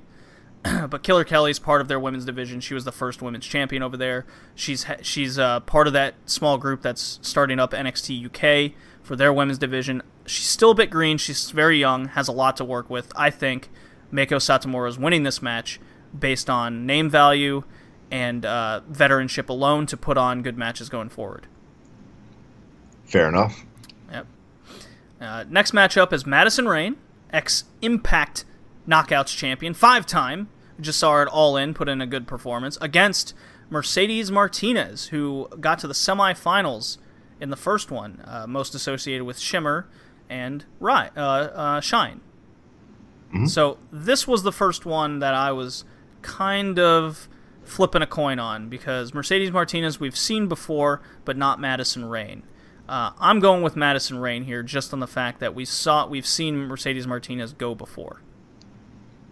I could say Rayne too if it wasn't for, I feel like with Jade last year especially, that was kind of a bust. She should have gone a little bit farther. I feel like they're going to do a Martinez personally over Rayne, which I would like to see Rayne go over. if I'm being honest, right here. Because Martinez did have her time to shine last year, like you said. Mm-hmm. But I think it'll be Martinez. You think it'll be Martinez? All right. Well, that's a coin flip. Yeah. Next matchup is Lacey Lane, who I'm not too familiar with. It's a WWE performance center product against Vanessa Craven, mostly just a person not really associated with any sort of promotion. She's a free agent. That's what the free means. Right. I think WWE is going to put their own over here, Lacey Lane. I totally agree. They got to get their money's worth somehow. Exactly.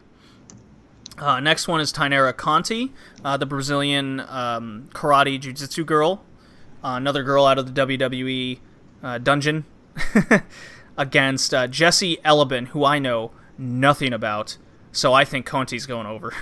I actually know a good bit about Jessie Elibin. She's another developmental girl. She's got like the clumsy nerd gimmick. That's what it is. But borderline Bailey. I'm going Conti. Man, I mean, she's not great in ring, but she's totally got that WWE look. Let's be honest. Okay. All right. Fair enough. The next match, I'm actually quite excited for the first round. It's Toni Storm. Needs no introduction of Stardom, Progress, WXW, etc., etc., etc. She's been everywhere, done everything. She's a prodigy against her longtime rival in Progress Wrestling, current Progress Wrestling Women's Champion, ex-Revolution Pro Women's Champion, Jinny of House of Couture. Jinny has a good look to her, but there's no way in hell Toni Storm's losing this match. I'm sorry. Nope. They're going to be more than capable of putting on a good match, but Toni Storm, I'm going to spoil it now, she's going all the way. Yeah, no, I agree. Toni Storm is that damn good. They would be foolish to have her lose in the first round. Yeah. You in agreement? Oh, I'm totally in agreement.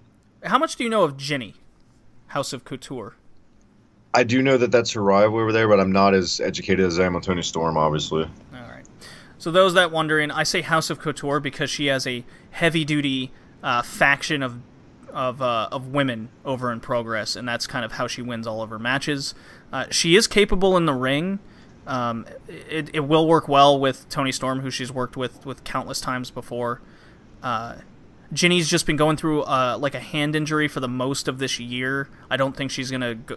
I think that's why they also put her in the first round this early, to just kind of get you introduced to her in NXT UK, much like Killer Kelly, because Kelly's going through a couple like hamstring injuries as well. Right. Next matchup is Rachel Ellering, our girl. She's here. She's the only one wrestling in both the Grand Prix and the Mae Young Classic against Hiroru Matsumoto from Oz, who I spoke about earlier. How about that, Travis? There you go. I think Matsumoto's going here because we're seeing Rachel Ellering in the Grand Prix. Yeah. That's the only reasoning I have behind it. I have to agree. Yeah. Yeah, I think Ellering was booked solid for this Grand Prix, and she just couldn't like do anything more outside of this first round. Exactly. Yeah. Next match is Jade Mia Yim against Sienna, another Impact vet. Now she's in Shine, going for the title that's been vacated. This was a coin flip. I think they're going with Mia Yim here, Jade. This may be the hardest one to predict because they're both, Impact women, and they're both really good. I got to go Jade too, but it is good to see Sienna the Savage in the Mae Young Classic. Yeah, especially since she came back. I think it was from like a heavy-duty neck injury or something where she wasn't going to wrestle ever again, or did she have like a blood clot? I can't quite remember what the problem was. Something, but they didn't think she'd be able to work anymore. But yeah, she's here. Yeah, so I think with the performance of Mia Yim and what she's meant to the indie scene, I think they're putting her over here as well. It wouldn't surprise me though to see Sienna go forward, but you can't have all this Impact talent going forward. Now the next match, honestly, I could really give a damn about, but we got to do it. God, it's a mess. It's Caitlyn making her in-ring return, the ex-Divas champ against Kavita Devi, the Indian girl. She's awful. She's from India. Awful. She is not good.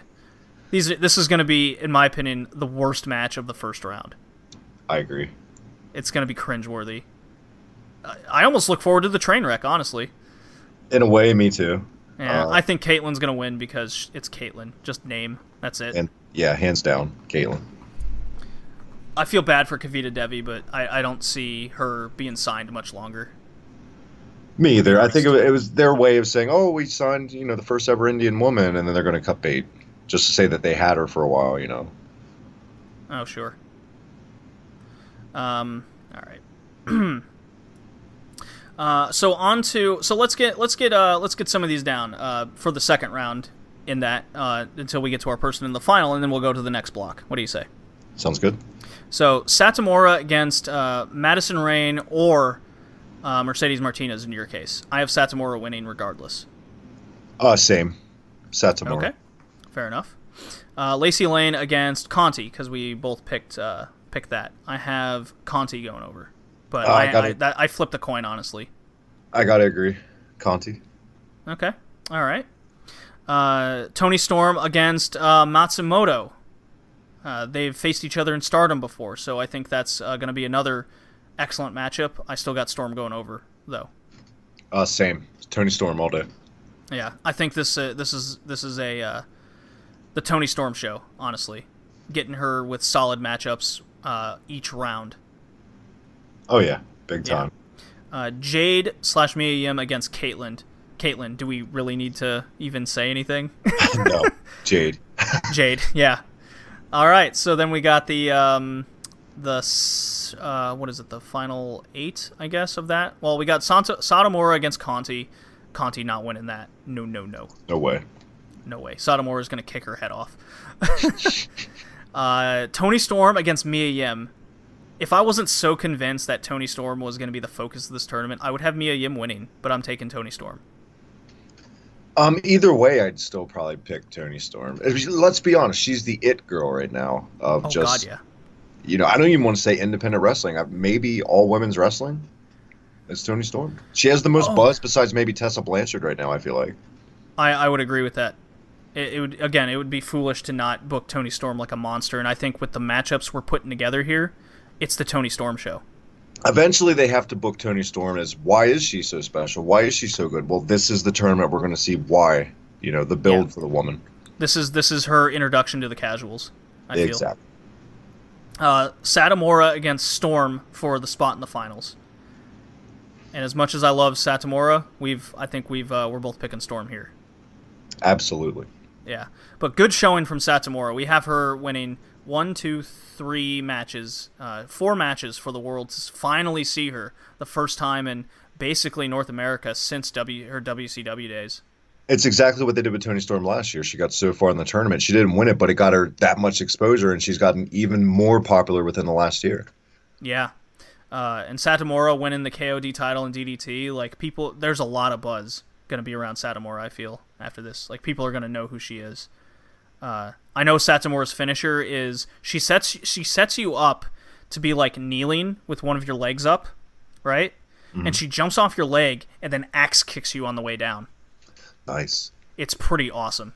I don't know if they're going to pull that off in the E, but we'll see. If any place they would, it'd be this tournament. It's kind of, they just let the women, run loose a little bit in this Mae Young class. All right, so we got Toni Storm in the finals. Let's go to the second half of the bracket here. We got Nixon Newell from Progress against Tiffany, a.k.a. Zatara from CMLL. This is the big luchadora from CMLL that her contract was expiring, and there was a big rumor that WWE really wanted her. Is this the woman who's a dead ringer for Sexy Star? Or is that the other one? Oh, are you thinking of Lady Shanti? Maybe. There's one masked woman in this who I thought was Sexy Star. I'm like, they didn't sign her. Come on. Tell me they didn't bring in Sexy Star, but it's not her. No. No, this is one of the main luchadoras from CMLL. One of the most mobile. I'm very curious why they put her against Nixon Newell in the first round, or Tegan Knox, for those listening. Because Triple H is on record saying he really believes in Nixon Newell as one of the next big projects of his. Mm-hmm. So I think Newell is coming out of this first round here, much to Zatara's dismay, because I've seen a few of Zatara's performances in CMLL, and she is really good. She is more than capable. So maybe it's just an introduction match to who Nixon Newell is to make her look real good real fast. Right. Which I'd be down for. Yeah. Are you taking Newell? I'll take Newell. Let's do it. I don't think she gets injured in the first round. Right. Next match is Isla Dawn of ICW talent against Nicole Matthews. If I wasn't so familiar with how cringeworthy in-ring performance Isla Dawn is, I would have taken her, but I'm taking Nicole Matthews, who I'm not too familiar with from Shimmer. I'm going to take Isla Dawn only because of the NXT UK brand. Oh, interesting. Isla Dawn has a long way to go for me to be interested in her in-ring ability. Trained by Pretentious Time, Tommy N, right? Part of it, yeah. Hasn't been trained by him in a while, that's for sure. Yeah, that's for fucking sure. If you saw her at the UK tournament, my God. Oh, I will say this: she does have an interesting look. She does stand out. She's pale, redhead. She does have like that, I don't know, comic book look to her in a way, like a villainess. Yeah, I guess. I mean, she's no Sammy Jane of Ireland. Sammy Jane goes in OTT quite a lot, but I've seen Isla Dawn face Sammy Jane quite a few times, and Isla Dawn just has too much like room to grow, is the nice way I can put it. Right. Yeah, we saw it in the NXT UK tournament, that showing, and woof. Yeah. So you're taking Isla Dawn, I'm taking Nicole Matthews. I was going to say, it's sad she's my pick, though, after we built the woman up so great. Yeah. Next match is Rhea Ripley against MJ Jenkins. MJ Jenkins is a newly signed talent to WWE. I think Rhea Ripley, who is a free agent, is going to rip her apart. I expect WWE to be 100% behind Rhea Ripley.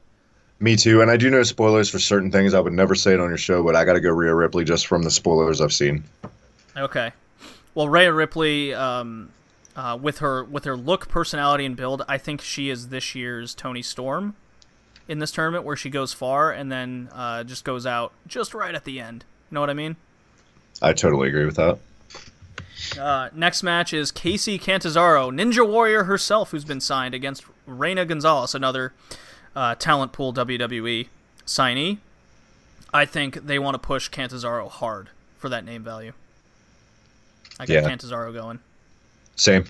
I think Catanzaro is going to pull off some of her crazy gymnastic skills that she's more than capable of and has shown. She's got a heavy gymnastics background, so like heavy trying out for Olympic type gymnastic stuff. So I expect some like bar work on the ropes, some turnaround hand motions, maybe a twisting plancha or two. You know, I've seen her do balance beam work and the parallel bars, unparalleled bars. Like she is more than capable of doing things, especially after what we saw in Ninja Warrior. Yeah. Yeah. I think she's gonna pick up the ring pretty easily. I'm actually kind of high on this Catanzaro. How about you, Travis? Yeah, same. Reina Gonzalez, she was in the tournament last year. She's the one that like looked like Desperado gimmick or something like that. Oh my God! Wow, how fast I have forgotten. And how sad it is I remember that. But yeah, I got to go Catanzaro for sure. Yeah. Next match is something I'm really excited for. It's the introduction of Io Shirai from Stardom, the Stardom girl herself, the arguably best women's wrestler on the planet currently, against Chia Brookside, also from Stardom.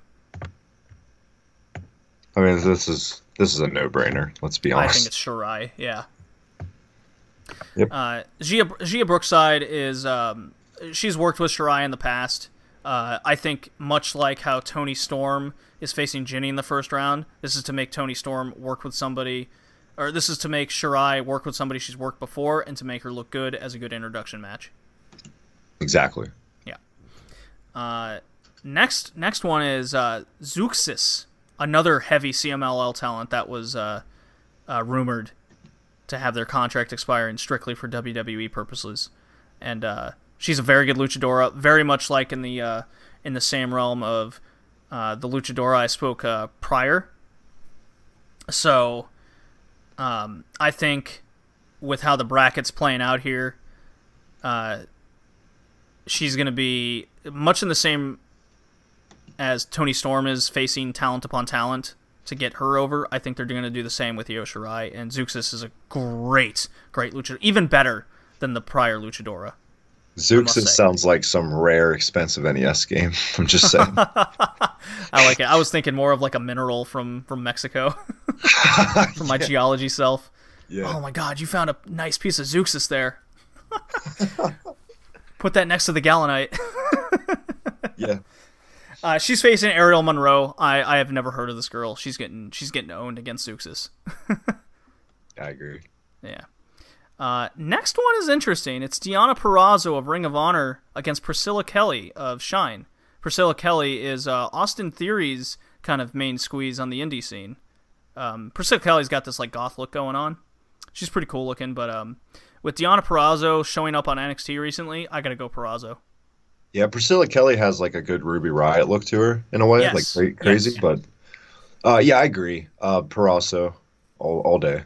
Yeah, I like Purrazzo. She's real young, has a lot of talent, potential going forward. She's still a bit green and rough around the edges in her skill, but the sky's the limit for Purrazzo. So,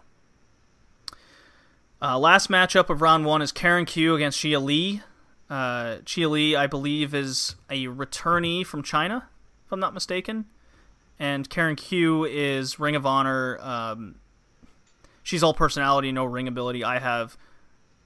This is possibly going to be the second worst match of the first round, I hate to say. Yeah.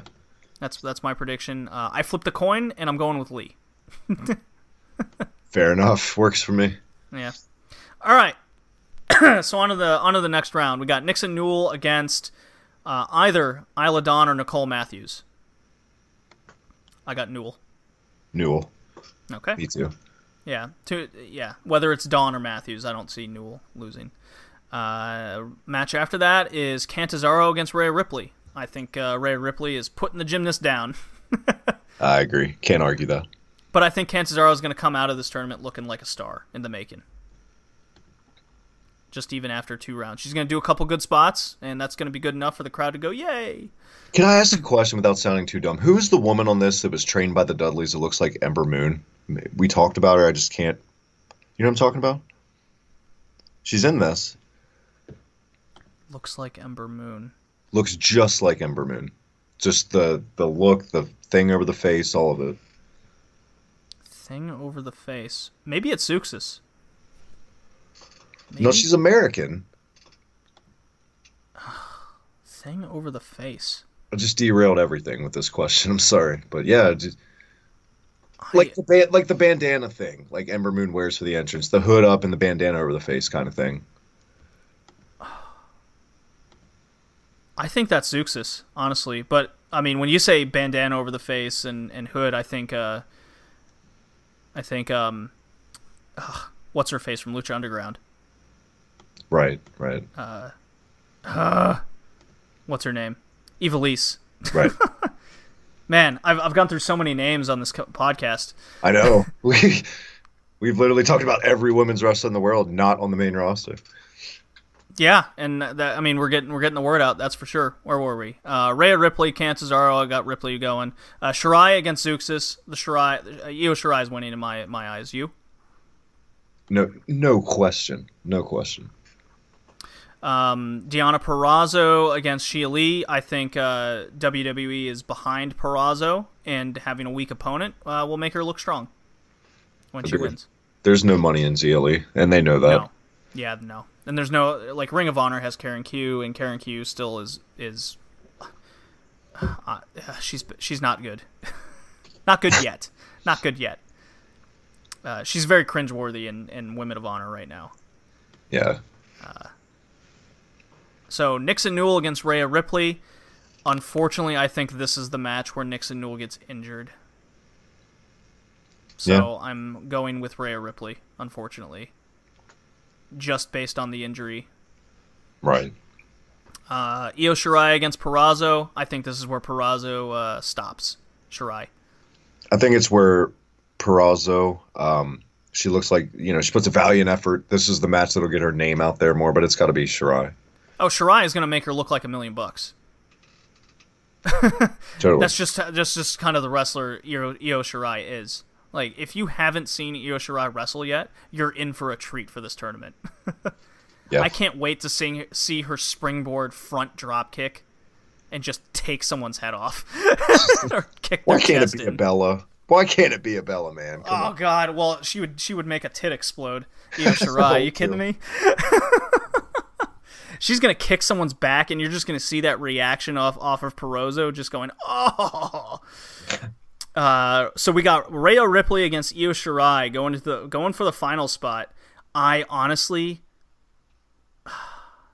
if I didn't know Nixon Newell was going to get injured, I would have had Nixon Newell going forward over Io Shirai, because we saw Kairi Sane win the previous year. I didn't think they were going to have another Japanese woman in the finals. Yeah. But with the Newell injury and Rhea Ripley being pretty green still, I think I'm going Shirai, Travis.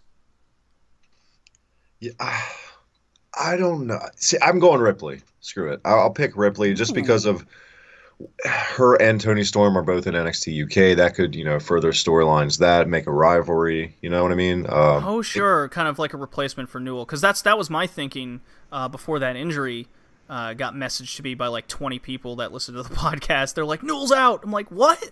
No! Plus the big one you said was that we don't want to get into this, this carbon copy every year of the Japanese big star is going to make it to the finals just because of who she is. And I don't think they want the fans to think that either, that predictability aspect of it.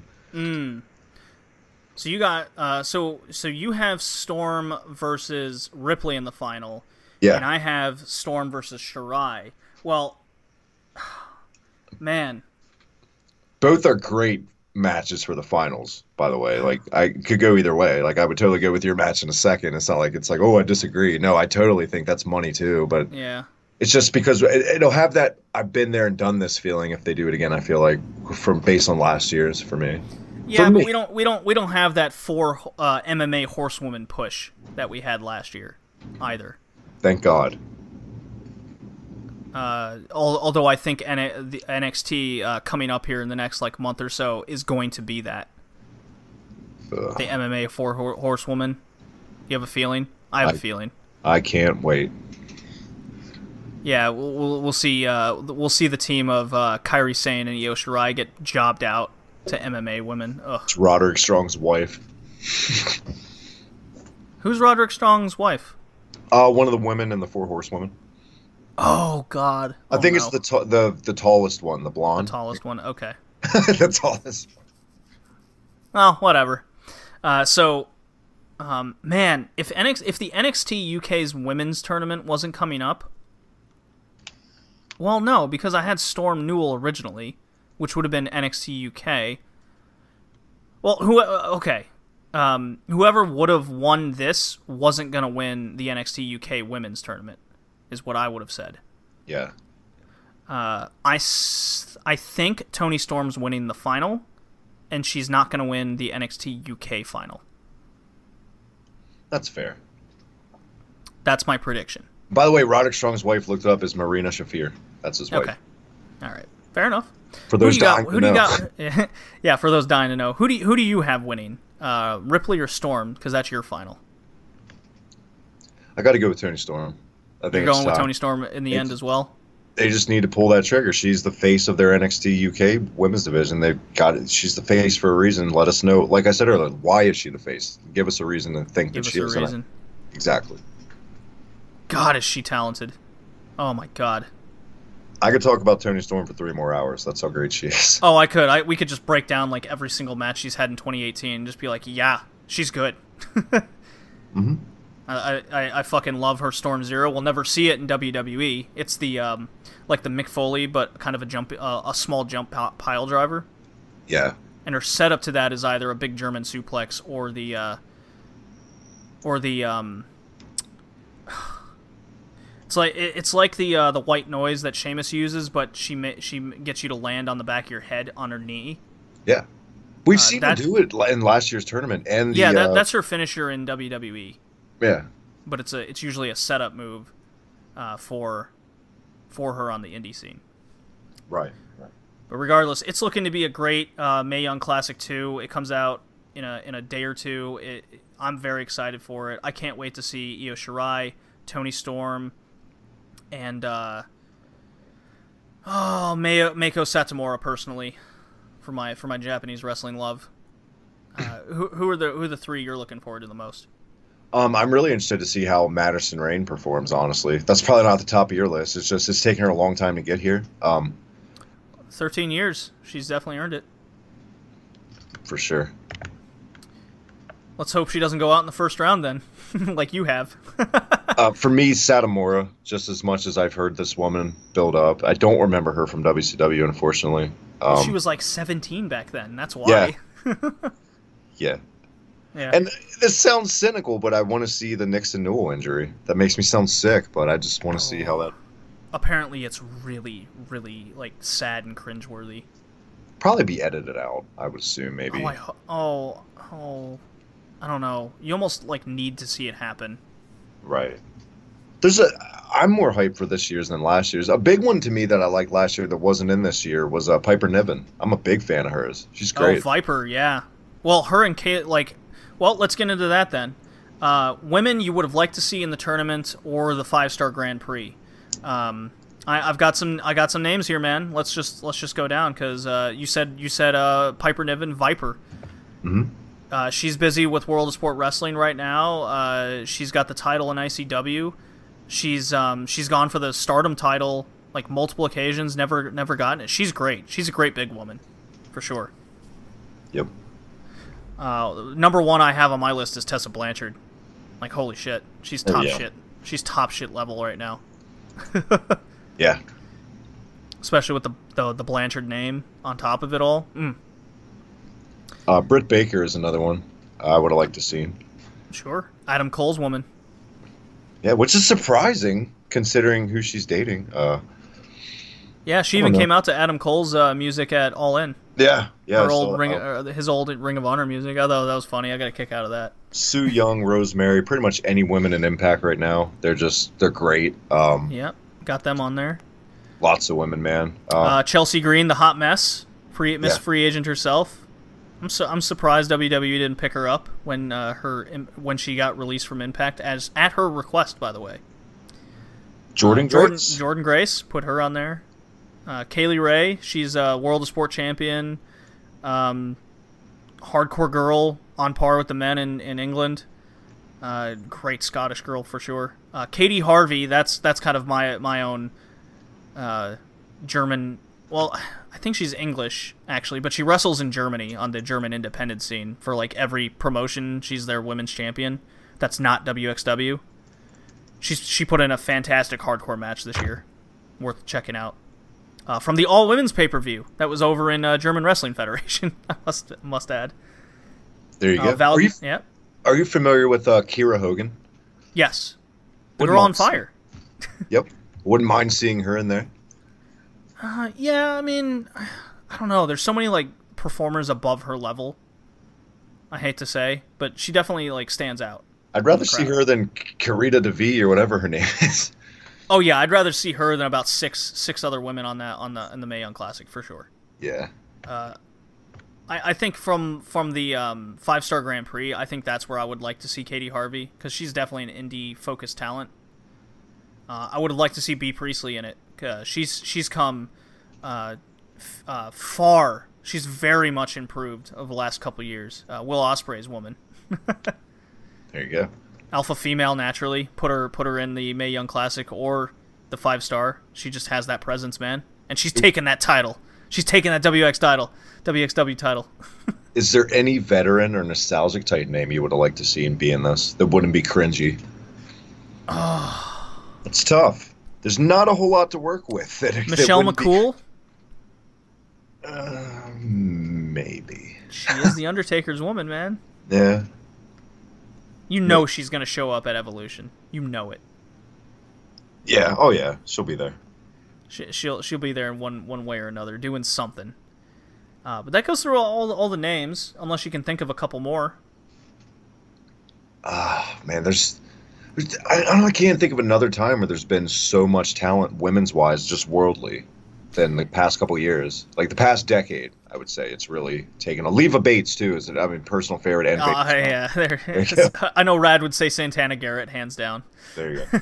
There's a Rad shout out who couldn't be with us here today. That's okay. And LaFisto, last one I'll say. LaFisto, of course. How can we forget? I feel bad for forgetting her. I would have liked, you know what? I would have preferred LaFisto to be in the 5-star than in WWE, because we'd see more of her in the 5-star. Yeah. You know what? I'm gonna say this. WXW is having their all women's pay-per-view coming up called Femme Fatales. I'd like to see her in that. That particular. It's like the women's 16 karat gold tournament over in Germany. It's really cool. I look forward to it. I've looked forward to it the last couple years, and this year's no different. I'm very curious to who's gonna star in it this year. Obviously, I think Millie McKenzie and Killer Kelly are gonna headline that for sure. There it is. That's the one we were forgetting. Millie McKenzie. I would like to see it in this. Oh my God, we did forget her. The millennial badass. Pete Dunne's little sister. That's her gimmick right now. Oh God, it's funny, and Pete Dunne like hates her, and it's kayfabe. It's super funny. She even like taunts him at Twitter, and Chris Brooks is part of that too. You know, there was a picture that came out during WrestleMania weekend in New Orleans where Millie McKenzie was traveling with Progress, and Chris Brooks was with her, or no, she was with Chris Brooks, and and then he posted on Twitter him with a sad face, and she's like right behind him looking up at him with a big smile on her face, and he goes, "God, I couldn't get rid of her." So like the joke around Progress and all the guys in there is like they hate her, and she just wants to hug them all the time. British Bailey, yeah. I guess that's a good way to put it. Well, we're running a little long here, and we still got we got one WCW thing to go for, then we can get out of here. So I'm gonna play the WCW theme. We can go into probably the best part of the podcast, to be honest.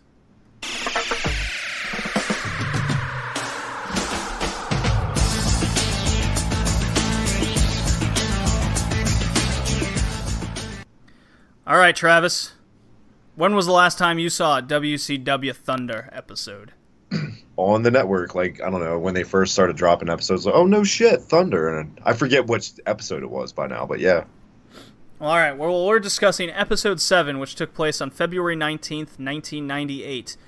The go-home show before Super Brawl 8, where Hogan was facing Sting for the vacated world title. Got your memories all figured out now? Unfortunately, I do. Okay. Well, I'm hyped for Super Brawl, so don't make it sound like it's going to be another sold out, where the highlight is La Parka hitting everyone with a chair in the opening match. Well, I don't want to burst anyone's bubble. No, go ahead. Sorry. Well, we introduced with Luger and Savage getting pummeled in the parking lot before the show by the NWO. Tony Schiavone's like very hyping it up, like, what was Luger talking with Savage in the parking lot? And they go through that for the most of the show. You know what, Travis? You got my notes here in front of you. How about you take this away, since you like covering the old stuff, the retro stuff. All right. Fit Finlay is in the opening match. Never mind, he's facing Goldberg. We know what that happens. And how about man, that pop for that spear. Poor Fit Finlay. So many guys just like ate shit when they had to face Goldberg. They were so much more talented. My reaction was, oh my God, it's Fit Finlay. He looks cool. And then Goldberg's music hit. Shit. Fit Finlay, this is a guy we saw, like 2 years before in WCW, that badass match with Regal, like kicking his foot through a windshield of a car. Just jobbed out in like fucking 2 minutes here. Not even. Yeah, that's exactly what it was. It was like 3 minutes. But at the time, Devil's Advocate, undeniable how hot Goldberg was at the time. Yes, that is true. Just like in hindsight, you're going, okay. Yeah. Psychosis and Chavo. Man? This is Psychosis versus Chavo Guerrero. Was this Chavo with Pepe, the horse Chavo? No. This was just plain Chavo Guerrero Jr. Oh. Yeah. Was this a good match? It was a good match. There was a few spots in there that was really cool. One in particular was where Psychosis went through the middle turnbuckle and hit the post with his shoulder real hard and immediately landed to the outside. And it was immediately followed up by Chavo hitting a tope con hilo to the outside, and the crowd actually popped for it. I love your description, too. Psychosis bumped like a beast, and Chavo was doing flippy shit all over the place. Well, that's what happened. They only had like 5 minutes to get all their shit in, so it was high-paced. The crowd was into it, which they usually aren't, I've noticed, rewatching these Thunder episodes for all the Luchador matches. Mm-hmm. And Psychosis won via his guillotine leg drop from the top rope. Really cool. Nice. I think it did its job. I quite liked this match. I think it was a little too short, but that's par for the course when it came to be it WWF or WCW back in the 90s. Yeah. Yeah. Then Hollywood Hogan's music hits. We know what's happening. It's Bischoff and Hogan Comedy Hour, where they taunt the Macho Man beatdown, and he kept saying Mach instead of Macho. He's like, listen here, Mach. When you're part of the NWO, you're for life. And he does, the hand motions and everything, and Bischoff's like, ah. You know what was always cool to me about Thunder? Like, every promo, there was always, like, the lights were down. It was like lightning was actually going off the entire promo. I remember about Thunder. Yeah. It really set a mood. Yeah. Made you know you were on Thunder. Yeah. Yeah, for sure. Did you like these Bischoff-Hogan skits every week? To me, they got old. They got old like week one for me. Yeah, we were like different like levels on that. I was strictly like WWF. Like, I'd watch the replay on Nitro after Raw, but I mean, there was no denying for me that Raw was superior at this point. And every time Hogan was on the screen in this era, it just felt passe to me. Honestly. Like, I love the NWO. I was really into it. I was definitely a DDP guy against the NWO. When that shit was going down, Sting against the NWO, because I was a Sting guy. But the NWO was just the fun faction to hate with me. And being that I hated Hogan for so long, it was finally appropriate to hate him. Yeah. Now everyone else sort of hated him. Everyone was NWO marks for a while there. This time period, too, Hogan was, dare I say, the Roman Reigns of pro wrestling. Everyone's like, oh, he can't work. Why is he still on top? It was just, that's what it felt like to me. Oh, yeah. Well, him and Lex Luger, like, holy shit, I couldn't get them off my TV. Much like Jeff Jarrett is today. It's Roman Reigns and Jeff Jarrett. I can't fucking get rid of them off my damn television screen. It's just all the damn time at the top. It's irritating. And Jarrett literally follows you all over the world at this point just to irritate you. God, yeah. I'm like, I think I'll catch an episode of AAA. It's for free on Twitch. I usually, catch the occasional, 10 minutes of it on YouTube, because you can just see it off a 2-week delay. No big deal there. And then fucking Jeff Jarrett's back winning titles, and he's in main events cutting people with box cutters. Like, fuck. You're watching a great worldly wrestling show, all of a sudden you hear chosen one, and it's ruined. Well, actually, it's his old TNA music that he comes out to in AAA. It's even worse. And he's referring to himself as Man of the Mountain on top of it, coming out in Global Force shorts. I'm like losing my goddamn mind here. Oh, wow. I was like, you ruin everything I like about wrestling. I hate you, Jeff Jarrett. But anyway, I digress. Scotty Riggs of Ravens Flock versus Booker T, whom actually lost the TV title to Rick Martel on Nitro just days prior. I remember that. Like, coming out of nowhere too. Yeah, I was quite surprised. The stipulation was then made at Super Brawl that whomever wins the TV title rematch of Booker T versus Martel will have to go on to face Perry goddamn fucking Saturn later that same night. So very interesting booking there, where the champion will have to go into a second match later on the pay-per-view. So booking-wise, it's interesting. I didn't know, based on your notes, this was the first Spinaroonie ever? To my knowledge, yeah. This is the first time I at least covering Thunder, and I've seen past Nitro episodes. I believe this is the first time we saw Booker T Spinaroonie, and the crowd popped very hard for it, along with the scissor kick to end the match. Nice. Yeah. They didn't even know what to call it. They just go, and that was a good spin-up by Booker T. Tony Schiavone's calling up. God. Yeah. It's the greatest spin-up in the history of our sport, Tony Schiavone. But yeah, they had no idea. It didn't even have a name yet, so I think this was the first one. And this is the first time this era, like the first time we saw Booker in like a singles limelight kind of push. And it worked. The crowd was always behind Booker. I feel like he was literally a people's type champion. Oh, yeah, him and DDP for sure. Yeah. Yeah, those two were the guys. And they were right to get behind him, too. Especially for Thunder. As we'll probably come to find out sooner rather than later. So then the camera cuts to Luger in the medical room in the back, trying to get him to like answer questions of why he was in the parking lot with Savage, and he just in Luger's amazing charisma, he just kind of shoos him away. Like, thanks, Luger. Well, at least the t-shirts weren't too tight. So. Well, when going back to the parking lot beatdown, it looked like he got his clothes all stripped from him, and he was just in his underwear and his boots. Any excuse to get Lex's fucking shirt off, I guess. God, it was like my mom loved it, you know, being in her like mid-30s, and she's like, "Ooh, look at him and his muscles." I love the narcissist. See, she was my a heavy mom, Lex Luger fan. She was Team Nash. My mom back in the day. Oh God, we're talking about our mom's favorite wrestlers. Yeah, so yours was kept big sexy, and mine was the narcissist. And mine went back to the Diesel days with my mom. She always thought he was the most gorgeous fucking thing. See, I remember my mom and dad, like, because we'd all watch wrestling together, WCW, and it was Ric Flair against Lex Luger in early WCW, and even when they went to WWF, my dad was Ric Flair fan, spouting woo all the time, and mom's like, shut up.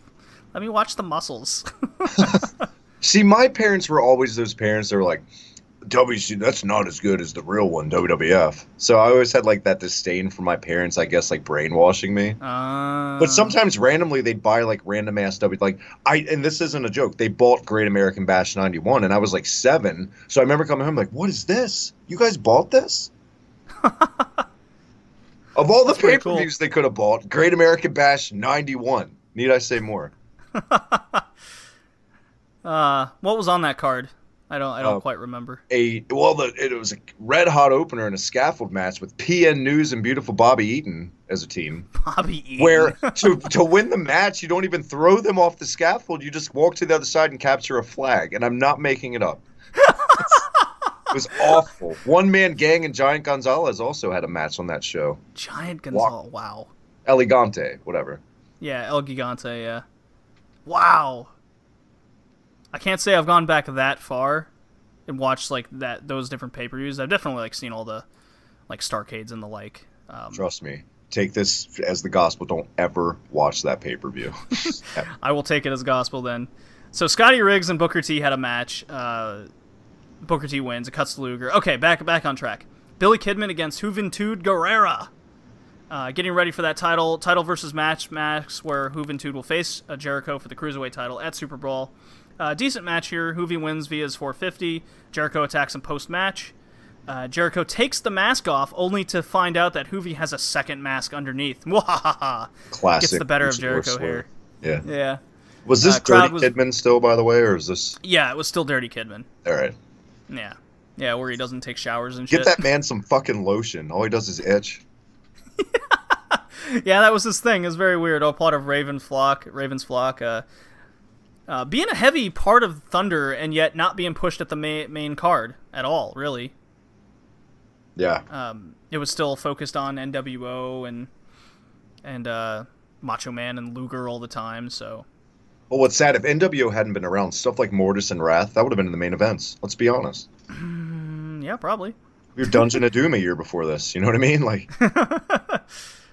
Oh, yeah. Oh, boy. Glacier would have been a world champ, for fuck's sake, if the NWO was never around, I feel like. Which is funny. We just covered Glacier's appearance on Thunder where he got pounded by Goldberg. And Mortis got DDT'd by Raven. Yeah. That was on the previous episode that we covered. So crowd was pretty into this for the most part. I mean, naturally, with good wrestlers like Billy Kidman and Juventud in the match, it's going to be good, and including with Chris Jericho coming on screen and doing his Jericho stuff.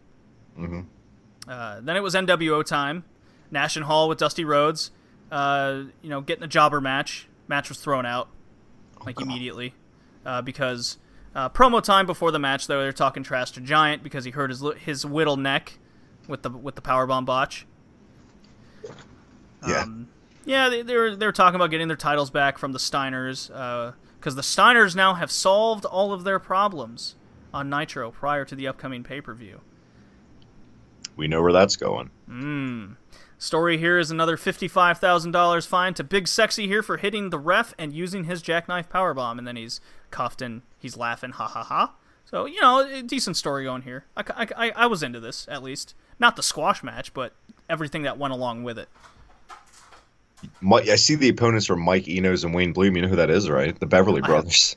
The Beverly Bros. And I totally forgot Dusty was in the NWO. What a fucking awful decision that was. I didn't like it. Well, I mean, the reaction got a big pop with the Zbyszko and everything. It sold out, so. Yeah. But yeah, it ran its course real quick, didn't it? Yeah, definitely. Yeah. So then from there, it cuts to Nitro flashback where Bryan Adams, a.k.a. Crush, from WWF, sets up Bret Hart for an NWO beatdown. I love the excitement to drop a Crush reference you had there. It's admirable. Well, that's about the only pop he's ever going to get. Hey, Chronic was okay until they got to WWF. Surprisingly enough, Ric Flair came down to clean house and save Bret Hart from the beatdown, probably based on their respect they gained from one another after their match at Sold Out, which was pretty underwhelming, I must say. I mean, let's be honest here. Right. Yeah. Then it was NWO time yet again with Ravishing Rick Rude and Mr. Perfect Kurt Hennig with Bryan Adams talking shit on Bret Hart. And as the promo was going on, Bulldog and Neidhart kind of awkwardly come down to the ring, and they have an impromptu tag match, which was immediately thrown out within seconds. The crowd was super hot for it, though. They were screaming for Bret Hart, and then just nothing happens. Not even Mondo McMichael coming down to beat up Bulldog, which is what we saw on Thunder the previous week, where they just fought in the crowd twice on Thunder. So very weird booking decisions here on how this all went down. Yeah. Do you remember any of these feuds, Travis? We just had a tribute to Jim Neidhart on Union Smack the other week, and we talked about it's baffling how Bulldog and Jim were brought in, and they were just made jobbers. Flat out, they had no serious real storyline. They just did nothing with these guys, and it's just a case of WCW stacking their roster for the sake of stacking it. It's really sad to see what they did with Bulldog and Neidhart, you know? Yeah, well, news and whatnot came out about Bulldog with his, drug issues and whatnot, and alcoholism and whatever. Mm-hmm. They were worried about that, and Neidhart, they wanted Brett to be a singles wrestler, not a tag wrestler, and they couldn't trust Bulldog, so they didn't know what to do with Neidhart. And Neidhart, I've listened to a few podcasts he's been on, and he said so. He's like, but it was a sweet gig. He didn't have to. He got 3 times the paycheck he got in WWF, and he only had to basically show up to Thunder or Nitro. That was it. Yeah. Now, So that's like the can't total fault the guy. opposite of what we started to show off with Akira Hokuto and the classiness. Fucking Right? We're going WCW where guys are just coming to collect paychecks. But just this whole period of Davies' career, for this early '98 to the later days, it's just really sad to watch any matches of his for me. Well, yeah, he had demons, man. Big time. He had demons. So yeah, impromptu tag match thrown out. I was very sad for Mondo McMichael not to come out and beat the hell out of Bulldog, because based off of what we saw the last week on Nitro and Thunder, and I thought they were building to something, but then just not be on the show at all, it just seemed like an odd decision. Then the Steiners cut an awkward promo where it was Rick Steiner, because obviously Scott Steiner on the mic's a bad idea, which we know nowadays. Scott Steiner cut an awkward promo himself, but he was barking like a dog. To be fair, Rick Steiner on the mic's a bad idea too. So pick your. Well, point. yeah, that's what I'm saying. He was barking like a dog, and he had his S&M dog collar on. So Hey, at least Chucky didn't show up, so that's something. yeah, right. So they're saying everything's fine. It's great to. Rick's like, it's great to have my brother back. We're on the same page. We're gonna retain our tag titles. Rah rah rah rah. And then probably the match of the night happened here with La Parka against Super Callow. Yes. That's all I need to know. La Parka was in it. Yes. Holy crap! They took. By the way, La Parka is like still the main event in Mexico to this day. I'm surprised he wasn't all in, to be honest. I mean, he's probably Pentagon overbooked was to hell in AAA and CMLL. You know. Yeah. I mean, they're double booking his ass. They're putting him in main events a year from now that he doesn't want to be in. even as a youth at this time, Super Callow, I never got it. Like, what a weird looking gimmick for me. Like, what are you, a rapper? Are you a backup dancer? What is that gimmick? Yeah, he was something. He had the like the backwards beret on or whatever the hell it was, the artist cap. Always permanently attached with the shades. Yeah, with the good wrestler though. Good wrestler. No, really good because he took. Just going by my notes here, he took full advantage of this time. He was flipping all over the place, even more than Chavo in the previous Lucha match. He was pulling off fucking cool-ass moves. Like, he was doing springboards from corner to corner to the middle rope, full La Parka. It was crazy, and La Parka, like, bumping the shit out of himself, pulling it off as well. It was what the Lucha match was earlier in the night, just even better. Ultimately enough, Disco Inferno comes out, and this is where it gets real awkward. Because he comes out with a chair, but, like, I don't know whether he purposely threw it in the ring, or he just, like, lost it, and he distracted the ref by accident. And then La Parka does a whisper in a wind, and that's what won him the match. And then La Parka's still talking to the ref, and La Parka hits him with a chair, and then does his, like, dancing and everything, because awesome. Yeah. You're a big La Parka fan. I am. Right, Travis? Borderline obsessed. Borderline obsessed. Is there what is the main reason? Like, were you a fan of him as a kid? Because I honestly didn't get it as a kid. I was more into Billy Kidman and Chavo, to be honest. It's fair. I've grown to appreciate La Parka, as I guess. Oh, sure. Yeah. As a kid, to be honest, by this time the cruiserweight division was filler for me. It really was, and that's really. I loved it. Yeah, I was, but if it wasn't involving Chris Jericho, I could honestly say Chris Jericho and Mysterio, I wasn't, or Billy Kidman. I was a big Billy Kidman fan. I wasn't too into it. JD, I think where they lost me, a lot of people say the NWOs would hook them on WCW over WWE. I remember the first time I ever saw Rey Mysterio was against Psychosis, opening match, Bash at the Beach 96. I had that taped off a pay-per-view on a VCR. I would watch that match over and over because I'd never seen anything like that. It was literally seeing a video game come to life. I'd never seen the Luchador style. So initially, the Cruiserweight divisions would hook me on WCW, right? And it was very good. The problem is, for me, the reliance on so many six-man tags and useless lucha tag matches on Nitro's, filler matches, and then eventually none of these guys had storylines except like 2 at a time. You know what I mean? I think that was the biggest issue. It feels like today's WWE product almost. Exactly. Yeah.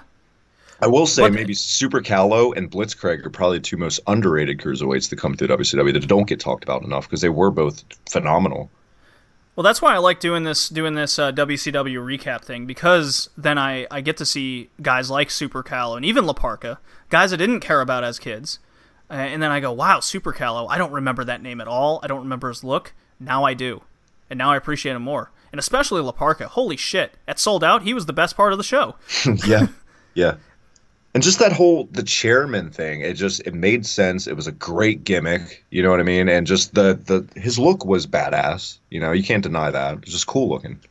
Yeah, it's different. He stands out. Juventud Guerrera. He's still wrestling too in AAA. He's part of the Jeff Jarrett crew. Like, holy shit. Yeah.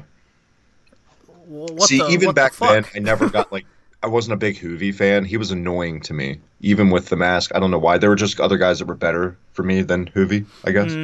Yeah, I mean, like I said, I was more into Billy Kidman, Chavo, and Chris Jericho myself, Rey Mysterio, like those guys. But those were always the guys in the title picture. Yeah. Well, I mean, you got Malenko and Guerrero too that were tremendous. Well, speaking of Malenko, that was the next match against Chris Jericho. Nice little simple technical matchup. Jericho wins on a lion tamer. Not much else to say. Dean Malenko is like bleeding not charisma. Yeah, for sure. But he did go for his cloverleaf here, and the whole crowd like exploded for almost locking it in. It's incredible whenever you go back and watch any of these old, how over Dean Malenko actually was. And like, we totally forgot about that. Like, I still say, man, even bigger than when Goldberg beat Hogan. The loudest pop I've ever heard in WCW was when he dressed up as Halloween in the Battle Royal, and then he unmasked, and then he had the match immediately with Chris Jericho, and won. That place lost their shit. It was unbelievable. Well, that's because Jericho was like so hated. Yeah. Yeah. You put up anyone against Chris Jericho, and they immediately go for the guy. Yeah. And I, as a kid, I was very much the same way. But I was also upset when Jericho showed up on Raw. I'm like, no. But WCW was going under, to be fair. I literally, when he showed up on Raw, I can remember I was at my grandmother's living room floor, and I jumped up and yelled. I was so excited. Well, that just meant WCW was losing another talent to me, because I was the WCW fan. Yeah. Yeah.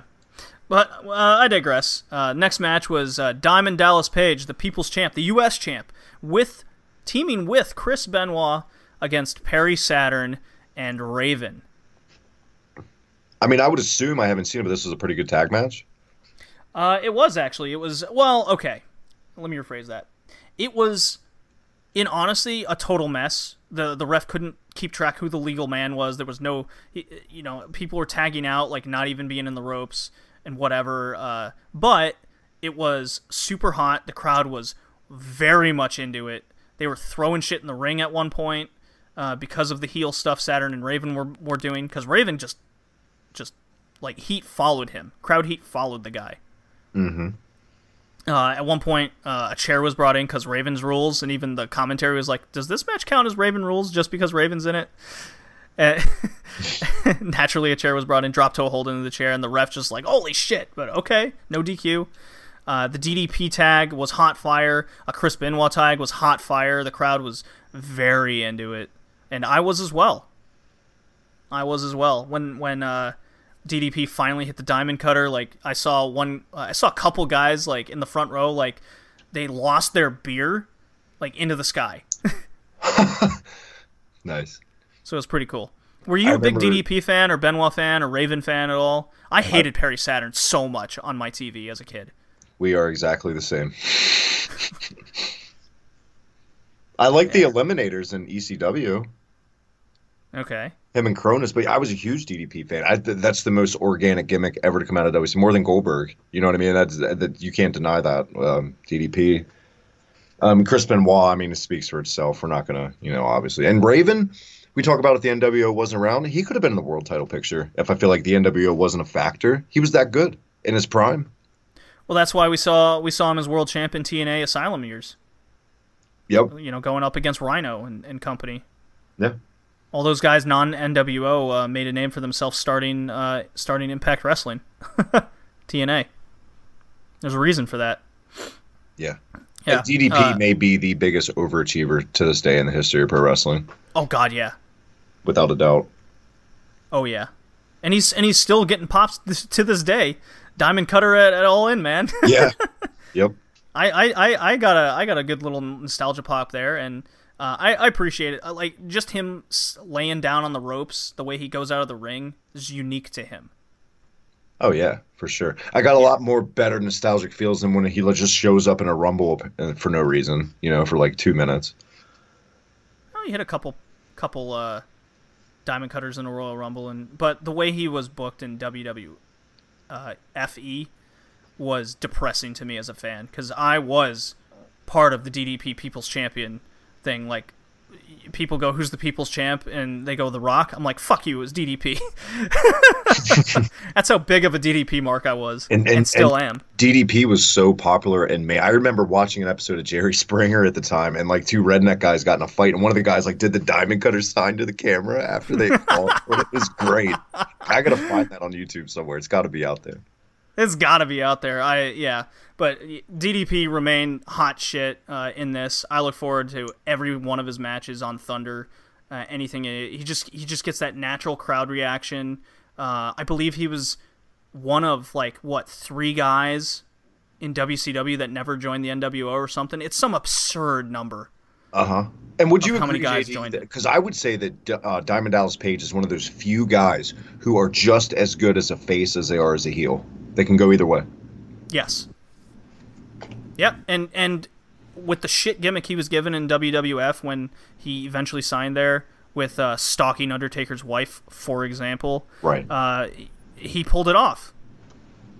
Yeah, he pulled it he off. definitely turned chicken shit into chicken salad every time, it seemed like. And that storyline made total sense. You got Kimberly Page, who's my God, and then you got Sarah Taker.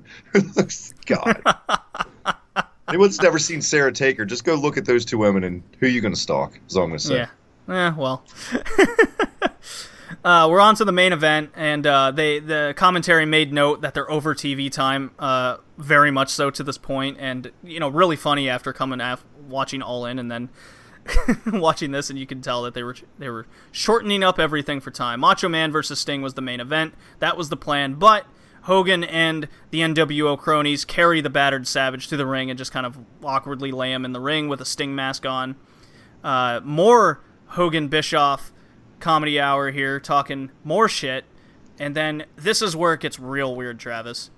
Sting comes down to fight all of the NWO, and they just kind of stand there as Sting picks them off one by one. Yeah. And Hogan is, like, looking like he's scared, but he's taking a step forward, taking a step back. It looks really awkward, and then he finally gets in the ring after way too much time, hits Sting once, because nobody else, I guess, had that bright idea to hit Sting. As much as I love that fucking Hogan Sting storyline year-long build, I never got it. There's always like 20 guys in the ring, but one guy with the baseball bat shows up, and it's like everyone has a boo-boo lip, and it's quivering. It's God. He didn't even have a bat in this. Didn't even have a bat. It was just like, Sting. Hey, I'm here. Yeah. And then it got real weird when Luger came down to even the odds with his taped ribs, and that was also weird. Because then Luger cleans house in 2 seconds when it took Sting like minutes. And of course Luger has to look, flex to the camera and be out on top. This must be like the 3rd or 4th straight Thunder episode out of 7 where Luger comes out on top. God. This is why I say blonde Roman Reigns over here. Well, I wanted to go watch WCW Thunder episodes on the network, but I don't know now. Well, the first few were really cool. The last two, well, let me rephrase. Up until the main event, I'm always into Thunder. I'm usually into it, and then the main event happens. I'm like, gee, I could have skipped that. I feel like for this time frame, that's every WCW show to me too. It's like I'm good until the main event, and it's always an NWO run-in fuck finish. You always know what's going to happen. There's going to be trash. Sting's going to give everyone boo-boo lips, and it's going to go fade to black. Yeah, it's repeat booking bad for the main event every time, and the last two have been real bad for it. Yeah, weird brawl ending, I must say, but what is the condition in place of Macho Man and the NWO? We'll find out at Super Brawl. Cliffhanger City. I feel like that's another thing, too, that doesn't get talked about enough, why WWE won that war. They did clean finishes more, flat out, on free TV. Clean finishes, yep. And what do we not see nowadays? Exactly. Mm-hmm. We see cluster fuckery and must jack off the Shield all day, every day. And when we get the clean finishes, it makes no fucking sense. None. Nope. None. They wonder why the indie scene is exploding the way it is. But, yeah, that ends it for episode 7 of Thunder. I am enjoying going back down memory lane here. This is a retrocast after all, with the Wrestler Spotlight and the Thunder episodes, because I was a WCW mark all the way to the end when Sting and Flair had their matchup. Oh boy, 90. When we switched to Nitro in 2000, oh boy, that's gonna be something. You gonna make it? There's so much PTSD for you to get there. It will be cool seeing like a lot of the like the AJ Styles and Samoa Joe show up when they're real young, greenhorns. Yeah, you remember Air Paris? I don't. That was Styles' tag team partner in WCW. Oh, wow. There's a lot I don't remember, and that's for good reason. Exactly. There's a lot of Thunder I don't remember. Even the one I went to as a kid, I didn't really remember. Well, you got Mike Sanders to look forward to in your future. You're going to get there eventually. I am really finding out more and more appreciation for like Booker T's beginning single run, the Luchadors, Raven especially, and how over he was, and just carrying a mid card the way he was. Yeah. Really cool. What about you? What about you, Travis? What I've stands grown to out? appreciate from WCW. Like we said, La Parka, obviously. The DDP stuff more I've grown to appreciate. See, I was so ignorant back in the day. He always came off as a poor man Steve Austin, like a PG Steve Austin. But now looking back, they didn't book him like Steve Austin. They really didn't. No. Austin just tore through everything with no regard. DDP had to, scratch and claw, literally. There's actually a good bit, man, that I did Kidman matches. I didn't appreciate a lot back then. No one knows, not dirty Kidman, but babyface Kidman. Like a year after. Oh this. yeah. He gets much better. He gets much better as time goes on, for sure. Yep. Was Kidman trained by Liger? I can't remember. Oh, I have no clue who he was. I know he took a lot of his offense. That's for sure. Yeah. Regal matches too. Holy shit. Was he a master technician? I did not appreciate back in the day. A lot of little in-ring nuances. I was the same way with most of the British wrestlers that weren't Bulldog. Dave Taylor, all those guys, yeah, man. Yeah. Getting older, I come to appreciate like all these guys better. Fit Finlay, when I saw him on the screen and at the beginning of Thunder, there was that moment of excitement. I will say, I will admit. Yeah. And then not so much after that. Psychosis. That is a guy I didn't even like bat an eye at as a kid, and then coming back and watching WCW and knowing Psychosis now, it's like, wow, guy of that size doing what he was doing. Oh yeah. Oh yeah. Probably the biggest cruiserweight besides Silver King, I would say. Silver King. Silver King. What a gift. All the luchadors. I have grown even more hatred for Lex Luger, that's for sure. Yeah, you know what? A big one you might disagree with, I don't care. Ernest the Cat Miller. I've grown to appreciate his fucking comedy stuff and the James Brown and company. I know it's bad, but I can't help it. I got a soft spot in my heart for the cat. I believe he was on the first episode of Thunder, and I haven't seen him since. And the way he jumped around the ring was quite innovative, I will admit. Right. And a big one, Eddie Guerrero too, because we never saw him in the light we would when he's a world title guy. Back then, it was easier for me to take a pass on an Eddie match, but going back, especially that match from Halloween Havoc '97, holy shit! Mysterio. Oh yeah. The feud he had with Mysterio in WCW was fantastic. Chris Jericho, I believe, when Eddie turned face, if I'm not mistaken, I believe that was in later of '98. I think. Maybe. Which is weird because like a year before it was Eddie turning heel on a babyface Chris Jericho on like Clash of the Champions or something. So it came full circle. Oh, maybe that was the one I was thinking of. Maybe. But anyways, we digress. Travis, it's been great having you on. How about you do some of your plugs there? Oh, hey, man, thank you for asking me to come on. It's been really fun. As always, on Twitter, at the HibickiTMD. HibickiTMD on YouTube. If you're into retro gaming, pro wrestling, all the goodness, even 80s metal, got a brand new show. Try to do a little bit of everything. Like I said, HibickiTMD on YouTube. Check us out. Thank you, my man, once again for having me. Oh, I'm always happy to have you on here. I encourage it. And I have gotten a few Twitter DMs wanting Travis to come back to the Red Leaf Retrocast more often. Specifically the retro gaming for some reason. Nice. Yeah. I hope you, Travis, and all our listeners out there got to learn more about the wide world of women's wrestling and specifically wrestlers. I even learned more myself preparing for this cast, and I really enjoyed talking about it. Travis, did you learn anything? I hope you did. I feel like I went to school today with you, JD. Oh, all right. Well, I hope it wasn't too what's the word I want to use? Overbearing. No, it was a good kind of school where like the teacher's cool and you get to like fuck around on your phone or something during. Alrighty. Well, this has been Red Leaf Retrocast, Wrestlecast episode 11, covering all of women's wrestling and WCW. Episode 7 of Thunder. Oh, I'm all tongue-tied now. It's been a long day. It's getting late.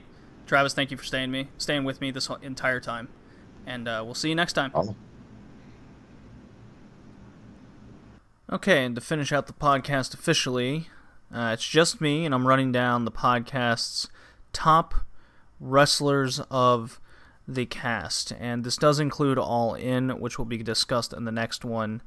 It is to get 10 names on the list. I did feel like there was enough wrestling to be had, and All In was such a monumental pay-per-view, an event that everyone needed to be heard and get their names out there. But for the sake of it, I am going to start with WWE and just run down the list right fast. 205 Live is good. There were some actual good matches that fans got back to me on for SmackDown and Raw, namely Kevin Owens and Seth Rollins. But number 10 is Rollins. Number 9 is Charlotte. 8, Daniel Bryan for his match with Almas. 7, Akira Tozawa. He's been looking great lately, last few weeks, especially on 205 Live. Very smooth in ring. His movesets look smoother than ever. I quite like it. 6 is Almas with that match with Bryan. 5, Kalisto. He really pulled it in the main event against Buddy Murphy. 4 is Undisputed Era. They put on a great tag match against Ricochet and Pete Dunne. The stable has been on fire lately. That's goes without saying, I suppose. 3 is Becky Lynch. She is literally on fire. She is the main event. She's the main draw on TV, at least for me right now. Be it she doesn't even have to wrestle, and I need to see her, and that's why she's so high and hasn't really had a match. Number 2, Buddy Murphy for that amazing number 1 contender match for the Cruiserweight title. And number 1 is Kevin Owens. He pulled out all the stops in a match against Rollins. Rollins put out his usual moveset. It was nothing new, nothing I haven't seen before, nothing we haven't seen before. That's why he was so low. While Kevin Owens, all the way to the moment he lost a match where he pulled that jumping moonsault and missed. Fantastic. So I'm actually going to do something a little different here. I'm going to go with the indie scene, Tier 3, instead of moving on to Ring of Honor New Japan. Save that one right before I get to the women. 10 is Meiko Satomura. She won the DDT title.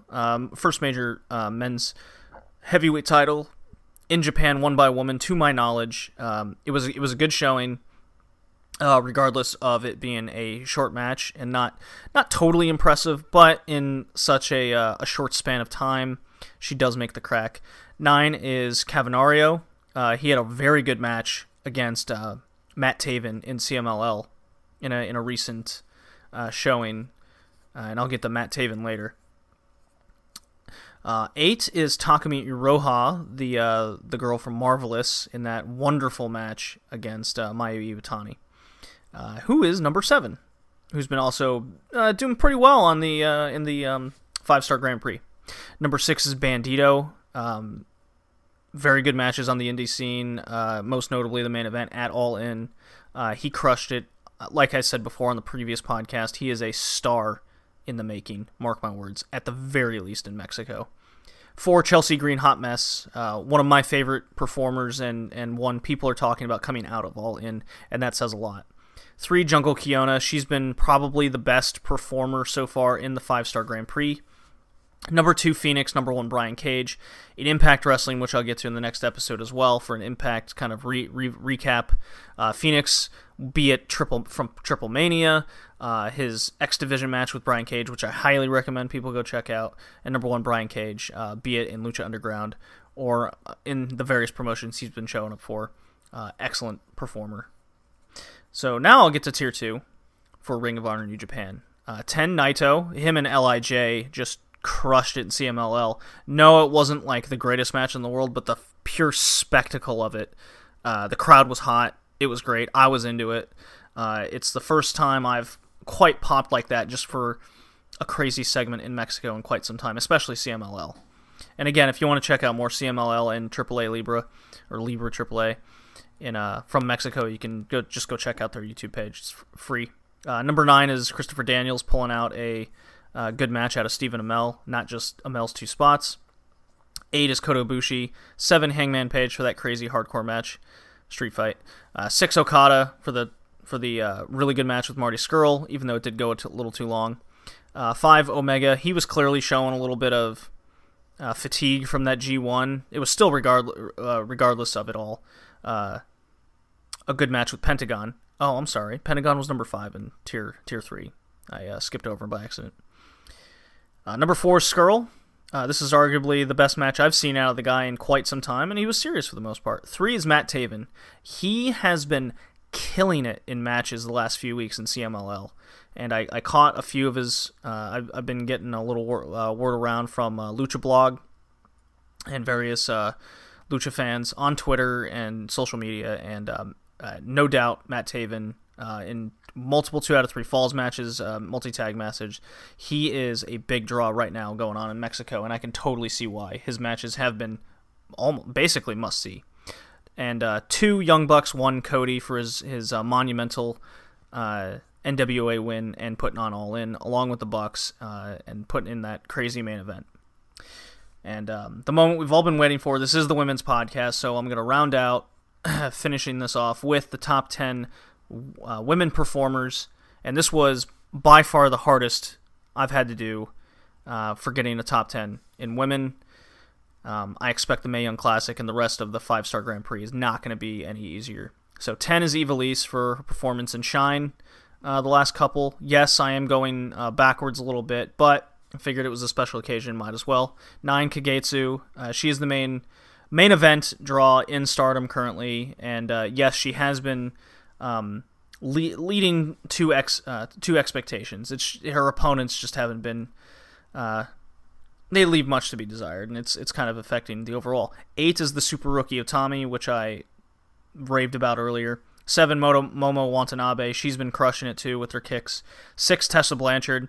Her Impact match wasn't the best, but her all-in performance was. Meiko Satomura for obvious reasons. Takumi Iroha, Mayu Iwatani, Chelsea Green, and Jungle Kiona all get double points for reaching the standards of the men. And that's what women's wrestling is all about, trying to meet that. So I'm curious to see once I update the overall list, and you can go check that out on my Twitter, @BowlingJD, upon release of the podcast to see the overall rankings. And women are catching up to Toni Storm. We'll see how Toni Storm and Io Shirai maintain their second place lead with the Mae Young Classic here. And that will end the podcast. This has been the Red Leaf Retrocast, episode 11, once again. And thank you for listening.